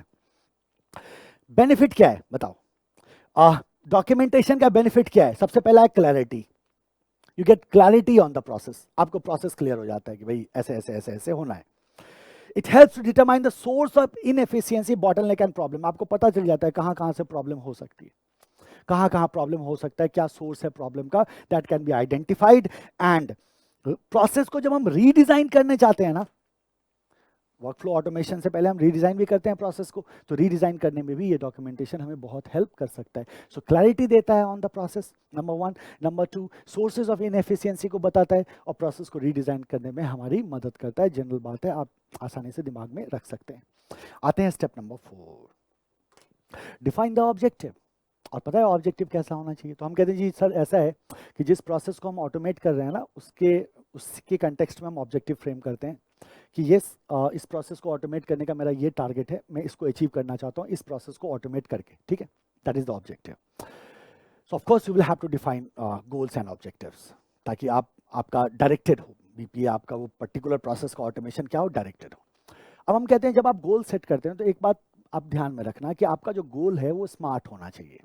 Smart का क्या मतलब है? S stands for specific. आपका गोल क्या होना चाहिए? Specific to the process होना चाहिए, स्पेसिफिक टू द बिजनेस होना चाहिए, ठीक है। वेग नहीं होना चाहिए, एम्बिगुअस नहीं होना चाहिए, ऐसा ना हो कि समझ में ही ना आए, बहुत स्पेसिफिक होना चाहिए। एम फॉर मेजरेबल, ऐसा होना चाहिए जिसे आप मेजर कर सको, क्वांटिफाई कर सको, जिसे आप समझ सको। मेजरेबल होगा तो आसानी से आप क्या कर पाओगे? मेजर कर पाओगे बेनिफिट्स को। ए स्टैंड्स फॉर अचीवेबल या अटेनेबल, मतलब जिसे अचीव किया जा सके, जो अचीवेबल हो, ठीक है, हम एफर्ट लगाना पड़े चलेगा बट हम उसे अचीव कर सकें। आर स्टैंड्स फॉर रेलेवेंट, आपके बिजनेस के लिए रेलेवेंट हो, मतलब ऐसा फायदा हम लेके क्या करेंगे जो हमारे बिजनेस के लिए रेलेवेंट ही ना हो। तो जाहिर सी बात है हम उस बेनिफिट की बात करेंगे जो हमारे लिए क्या हो, रेलेवेंट हो। रेलेवेंट कहने का मतलब यस वी नीड इट, हमें क्या चाहिए, हमें इसकी आवश्यकता है। जैसे हम कहते हैं कॉस्ट कम हो जाना, तो आपने कहा यस कॉस्ट कम हुआ तो मुझे इसकी आवश्यकता थी, तो ये आई नीड इट, राइट। सो ये मेरे लिए क्या हो गया, रेलेवेंट हो गया। स्पीड बढ़ गया प्रोसेस का, तो आपने कहा यस आई नीड इट, मेरे लिए स्पीड बढ़ना मेरी क्या थी, जरूरत थी, तो इसीलिए ये मेरे लिए क्या है, रेलेवेंट है। कुछ ऐसा ना हो कि मेरे लिए रेलेवेंट ना हो। टाइमली, कि एक सर्टेन टाइम फ्रेम में जिसे अचीव किया जा सके, ये नहीं कि अब होगा जी आज कर रहे हैं तो 10 साल बाद, 15 साल बाद, 20 साल बाद फायदा होगा, वो भी पता नहीं होगा या नहीं होगा, वो भी अनसर्टेनिटी है, ऐसा नहीं होना चाहिए। हमें पता होना चाहिए कि अगर मैंने ये काम किया, ऑटोमेशन मैंने कंप्लीट किया इस प्रोसेस का, this is the benefit I am going to get immediately and this is the benefit I am going to get in long term. दोनों चीजें क्या होनी चाहिए, क्लियर होनी चाहिए, right. So once the above 3 steps have been completed, entity need to determine the key objective of the process improvement activities. When determining goal, remember that goal should be SMART. S for specific, M for measurable, A is for attainable, R is for relevant and T is for timely. Specific, clearly defined, बहुत specific होना चाहिए, ambiguous नहीं होना चाहिए, clearly defined होना चाहिए। Measurable, easily quantifiable इन monetary terms, जिसे हम पैसे के टर्म में बता सके। Attainable, achievable through the best effort, जिसे बेस्ट एफर्ट लगाना पड़े अलग बात है बट अचीव हो जाना चाहिए। Relevant, entity must be in need of these, मतलब ये एंटिटी के लिए क्या होना चाहिए, बिजनेस के लिए रेलिवेंट होना चाहिए। And last, achieved with in a given time frame, जिसको एक सर्टेन टाइम फ्रेम में क्या किया जा सके, अचीव किया जा सके। तो बताओ गोल कैसा होना चाहिए, स्मार्ट होना चाहिए। S for specific, M measurable, A achievable, R relevant, T time frame. Take an example.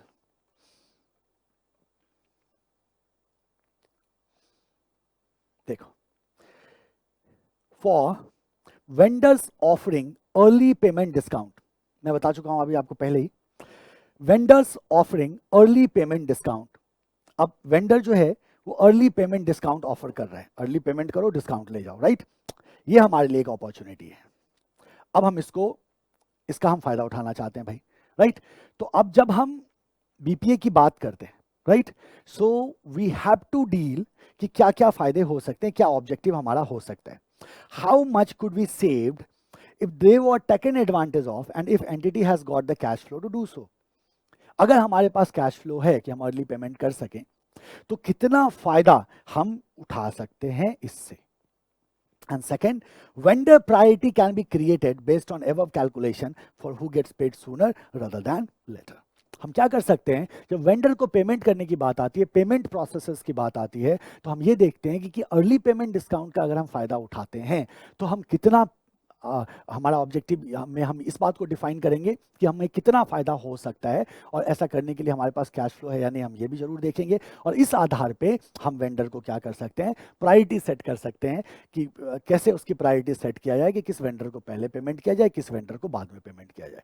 जैसा मैंने आपको कहा, हर एक प्रोसेस के लिए आपको क्या करना होगा, ऑब्जेक्टिव सेट करना होगा। Once you are done with the objective, then you go to step number 5, engage the business process consultant. मैं फिर से कह रहा हूँ, टोटल कितने स्टेप्स हैं बीपीए इंप्लीमेंटेशन में? 8 स्टेप्स हैं। सबसे पहला why BPA, second understand rules and regulations, third document process, 4 set goal. Goal कैसा होना चाहिए? स्मार्ट होना चाहिए। तो कितने स्टेप्स हो गए? 4 स्टेप हो गए। टोटल कितने स्टेप हैं? 8 स्टेप हैं। पांचवा स्टेप है engage the business process consultant. हम कहते हैं जी कंसल्टेंट इंगेज, सर कंसल्टेंट रखना है? अच्छा, मेरी कंपनी में बीपीए हो रहा है, कंसल्टेंट रखना है। मेरे वो है, एक रिलेटिव है, मेरे फूफे का लड़का है, उसने आईटी वाईटी कुछ किया था, क्या उसको लगा दें क्या नौकरी में? यार अपॉर्चुनिटी अच्छा है, रिलेटिव्स में नाम भी हो जाएगा, भाई देखो नौकरी दिला दिया इसने, है ना, लगा दें क्या? हैं? कहते सर कैसी बातें कर रहे हो, है ना। अगर वो फूफे का लड़का जो है वो नालायक निकला तो क्या होगा? अगर उस फूफे के लड़के को अगर जानकारी नहीं है तो क्या होगा? अभी आईटी पढ़ा है, इसका मतलब ये थोड़ी है कि वो कंसल्टेंट हो गया। सर उसको हमने ऑटोमेट करने के लिए बुला लिया अकाउंटिंग को, अब अकाउंटिंग का एबीसी नहीं मालूम है उसे, उसे क्रेडिट डेबिट नहीं मालूम है ना, बैलेंस शीट की तो बात ही छोड़ दो, प्रॉफिट लॉस की बात ही छोड़ दो, ट्रायल बैलेंस की बात ही छोड़ दो, सर उसे कुछ मालूम ही नहीं है, उसे तो वाउचर का मतलब नहीं मालूम है। उसे बुला लिया हमने ऑटोमेशन करने के लिए, कर दिया बंटा धार। वो करेगा ऑटोमेशन, करेगा भाई, नौकरी मिली है यार, नौकरी मिल नहीं रही थी उसे, है ना, वो अच्छे से ऑटोमेशन करेगा, वो करके चला जाएगा। उसके उसके बाद कंपनी का जो टॉप मैनेजमेंट है वो आपको डंडा लेके ढूंढेंगे, ये कहाँ है, इसको पकड़ो। नहीं सर, बहुत केयरफुल रहना होगा आपको, क्योंकि ये लेंदी टास्क है सर, बहुत एफर्ट लग रहा है, बहुत पैसा लग रहा है, बहुत मेहनत करनी पड़ रही है। और इसीलिए हम सर ऐसे कंसल्टेंट को लाएंगे जिसने इस काम को पहले किया हो, मतलब अनुभव हो उसके पास, मतलब एक्सपीरियंस, समझ रहे हो ना, अनुभव को अंग्रेजी में एक्सपीरियंस कहते हैं। सर हम ऐसे बंदे को पकड़ के लाएंगे ना जो इस काम को करने में एक्सपर्ट हो। सर हम ऐसे बंदे को पकड़ के लाएंगे जो इसमें जो डिफिकल्टीज होती है ना, जो प्रॉब्लम्स होती हैं, उन प्रॉब्लम्स को आइडेंटिफाई कर सके, उन्हें खत्म कर सके, क्योंकि सर इतना आसान नहीं है जितना आप सोच रहे हो, इसमें बहुत सारी प्रॉब्लम्स आएंगी आपको। ठीक है, तो कोई अगर एक्सपर्ट बंदा है ना जो जानता है इस चीज को, तो उसके लिए उन प्रॉब्लम्स को आइडेंटिफाई करना, खत्म करना क्या होगा, आसान होगा।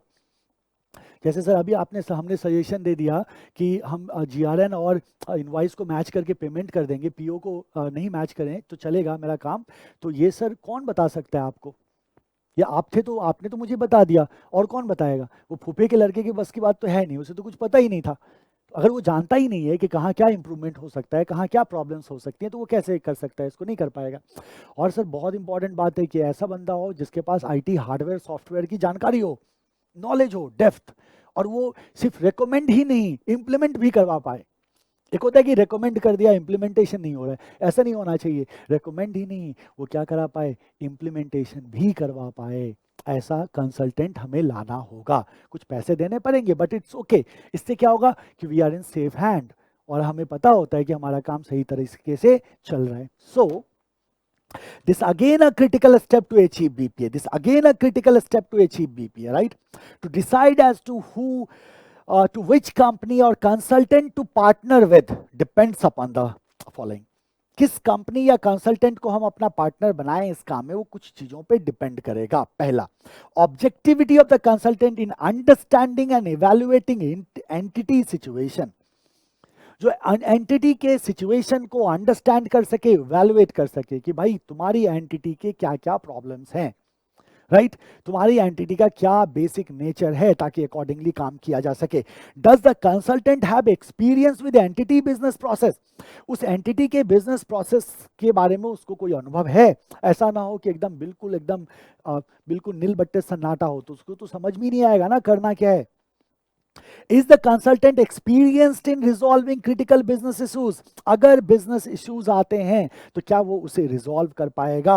And whether the consultant is capable of recommending and implementing combination of hardware and software and services.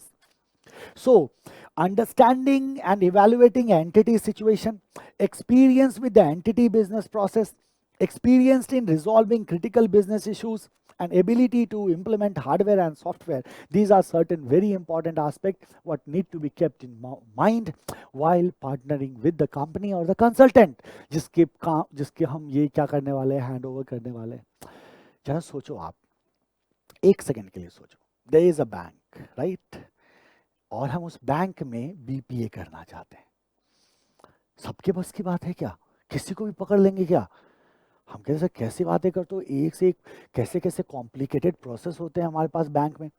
अब करेंट अकाउंट, सेविंग अकाउंट की ही बात कर लो तो there is lot of things what need to be taken care of.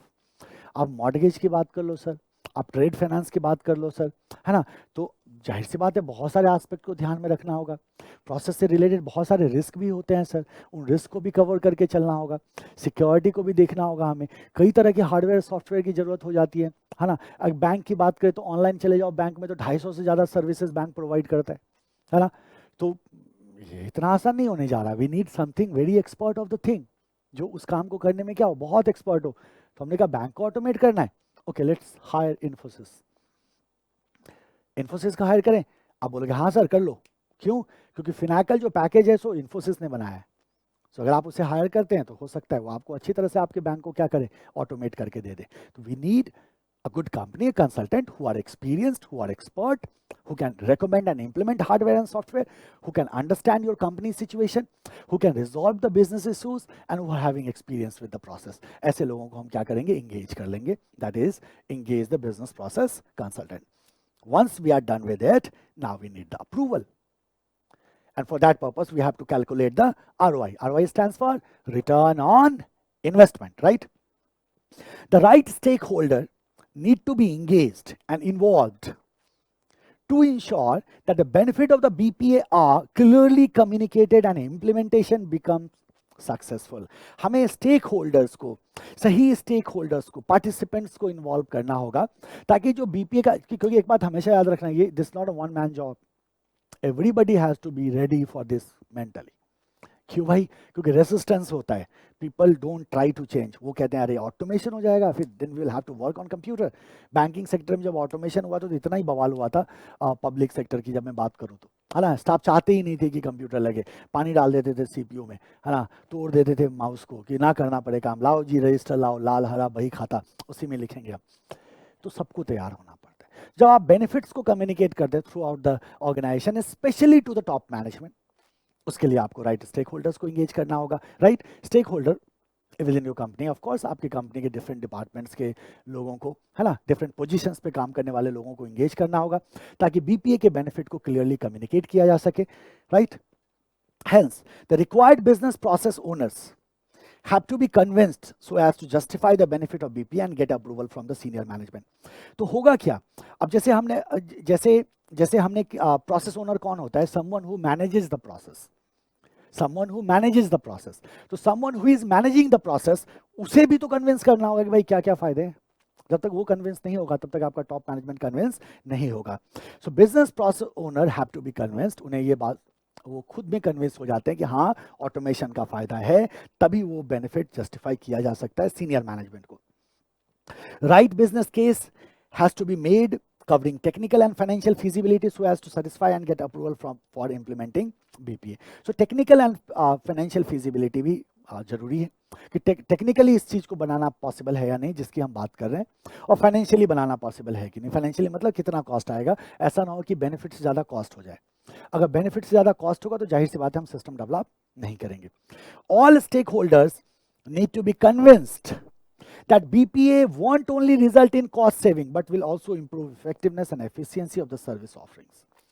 सिर्फ cost बताओगे ना कि कॉस्ट कम हो जाएगा तो हो सकता है बहुत सारे लोग इंटरेस्टेड ना हो, लेकिन अगर आप ये बताओगे ना कि इससे आपकी एफिशिएंसी एंड इफेक्टिवनेस भी बढ़ेगी तो जाहिर सी बात है you will find less resistance. So what is the the context what we are talking right now? हम कह रहे हैं सर देखो हमें चाहिए अप्रूवल सीनियर मैनेजमेंट से और हमें चाहिए कंसेंट पूरे ऑर्गेनाइजेशन का. तो हमें क्या करना चाहिए, बीपीए प्रोजेक्ट को जब हम इम्प्लीमेंट करने की बात कर रहे होते हैं तो हम राइट स्टेक होल्डर्स को एंगेज करते हैं from different levels of organization ताकि बीपीए के फायदे को हम सबको कम्युनिकेट कर सकें. जो बिजनेस प्रोसेस ओनर है, मतलब जो बिजनेस उस पर्टिकुलर बिजनेस प्रोसेस को मैनेज कर रहा है, उसे भी कन्विंस होना होगा और साथ ही साथ जस्टिफिकेशन हो सके किसको, द सीनियर मैनेजमेंट को। सीनियर मैनेजमेंट को हमें क्या करना है, जस्टिफाई करना है इन सब चीज़ों को लेके। साथ ही साथ सर हमें इस बात को भी देखना होगा कि जो हमारा बीपीए है वो फाइनेंशियली और टेक्निकली फिजिबल है या नहीं। मतलब अगर हम ऑटोमेशन कर रहे हैं तो उस टेक्नोलॉजी हमारे को ये अलाउ कर रहा है या नहीं कर रहा, और इसको करने में हमारा कितना कॉस्ट आएगा, और कहीं ऐसा ना हो जाए कि कॉस्ट बेनिफिट से ज़्यादा हो जाए, तो फिर इसको करने का कोई फायदा नहीं है। ठीक है, how to justify, some of the methods for justification of BPA includes, क्या क्या चीज़ें हम टॉप मैनेजमेंट को बता सकते हैं जिससे कि हमारा बीपीए प्रोजेक्ट क्या हो, जस्टिफाई हो।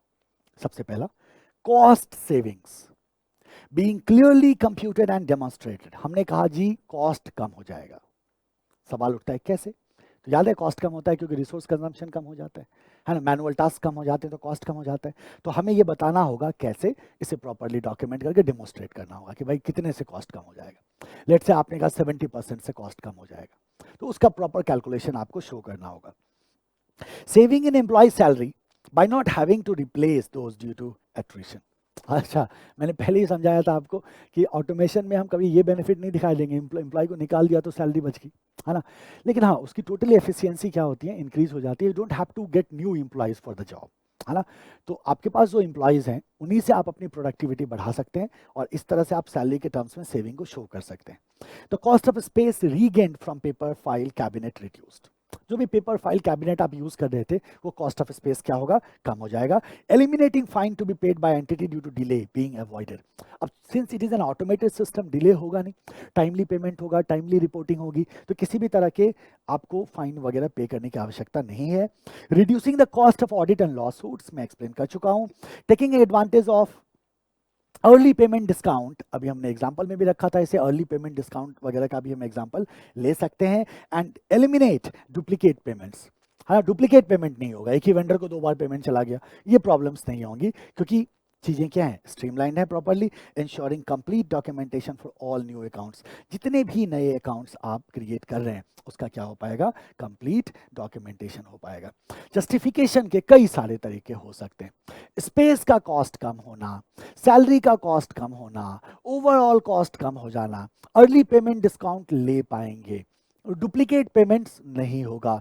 Likewise many benefits can be summarised, और इसके अलावा जो लिस्ट आपने देखा, इसके अलावा भी कई सारे बेनिफिट्स आपके दिमाग में आ रहे होंगे जो इसमें लिखा जा सकता है। लास्ट में देखना लिखा है ETC etcetera, right. So once we are done with the 6th step, why BPA, understand rules and regulations, document process, set goal, engage consultant, calculate ROI.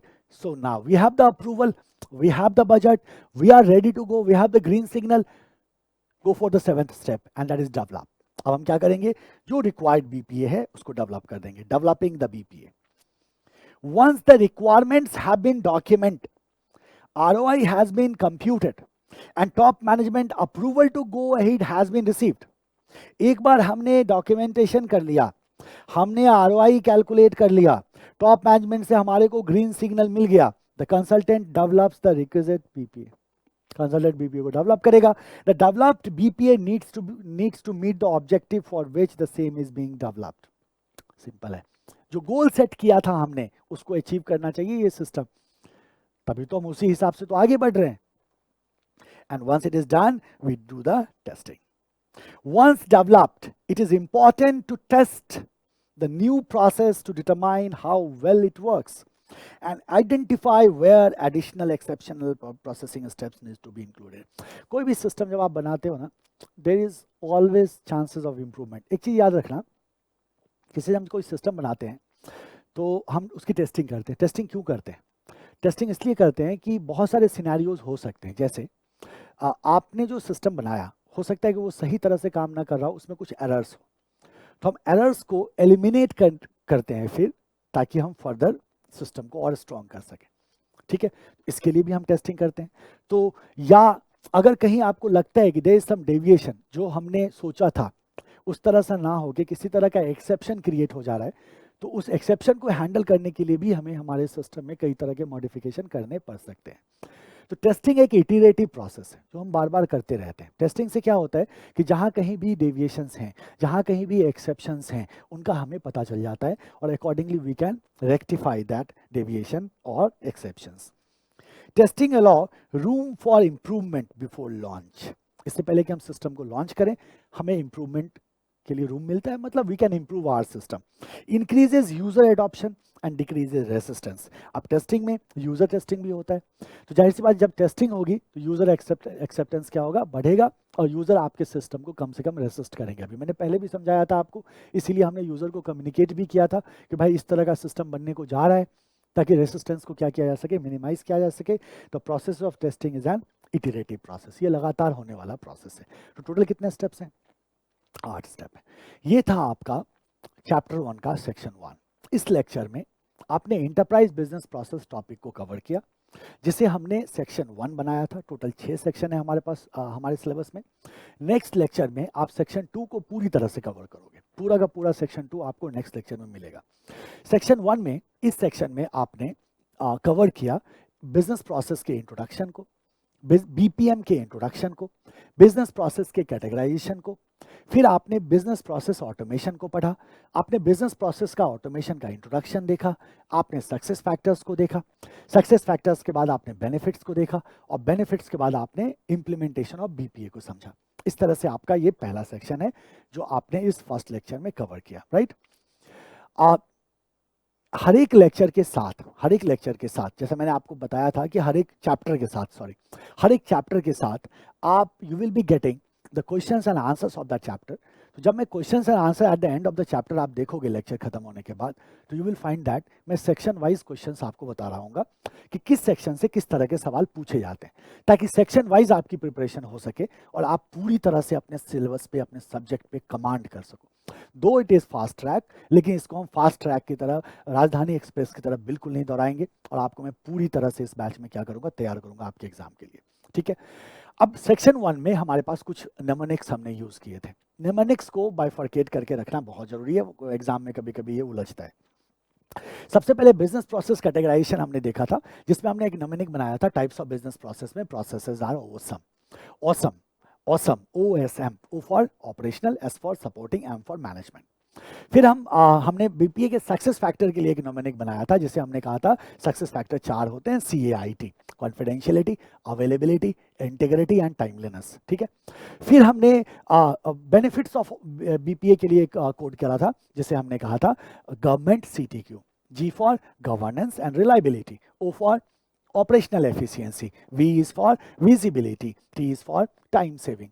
CTQ में C इज फॉर कॉस्ट, है ना, T is for turn around time, and Q is for quality and consistency, right. इस तरह से हमने देखा था। और साथ ही साथ बीपीए के इंप्लीमेंटेशन का 8 स्टेप थे, एक बार मैं फिर से बोल देता हूँ। Why BPA?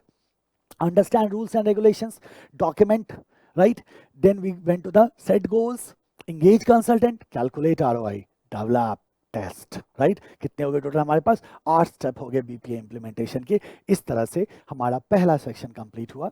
In next lecture will start with the second section of your chapter number 1, EIS CA inter group 2, है ना। And that second section is basically about risk and its management.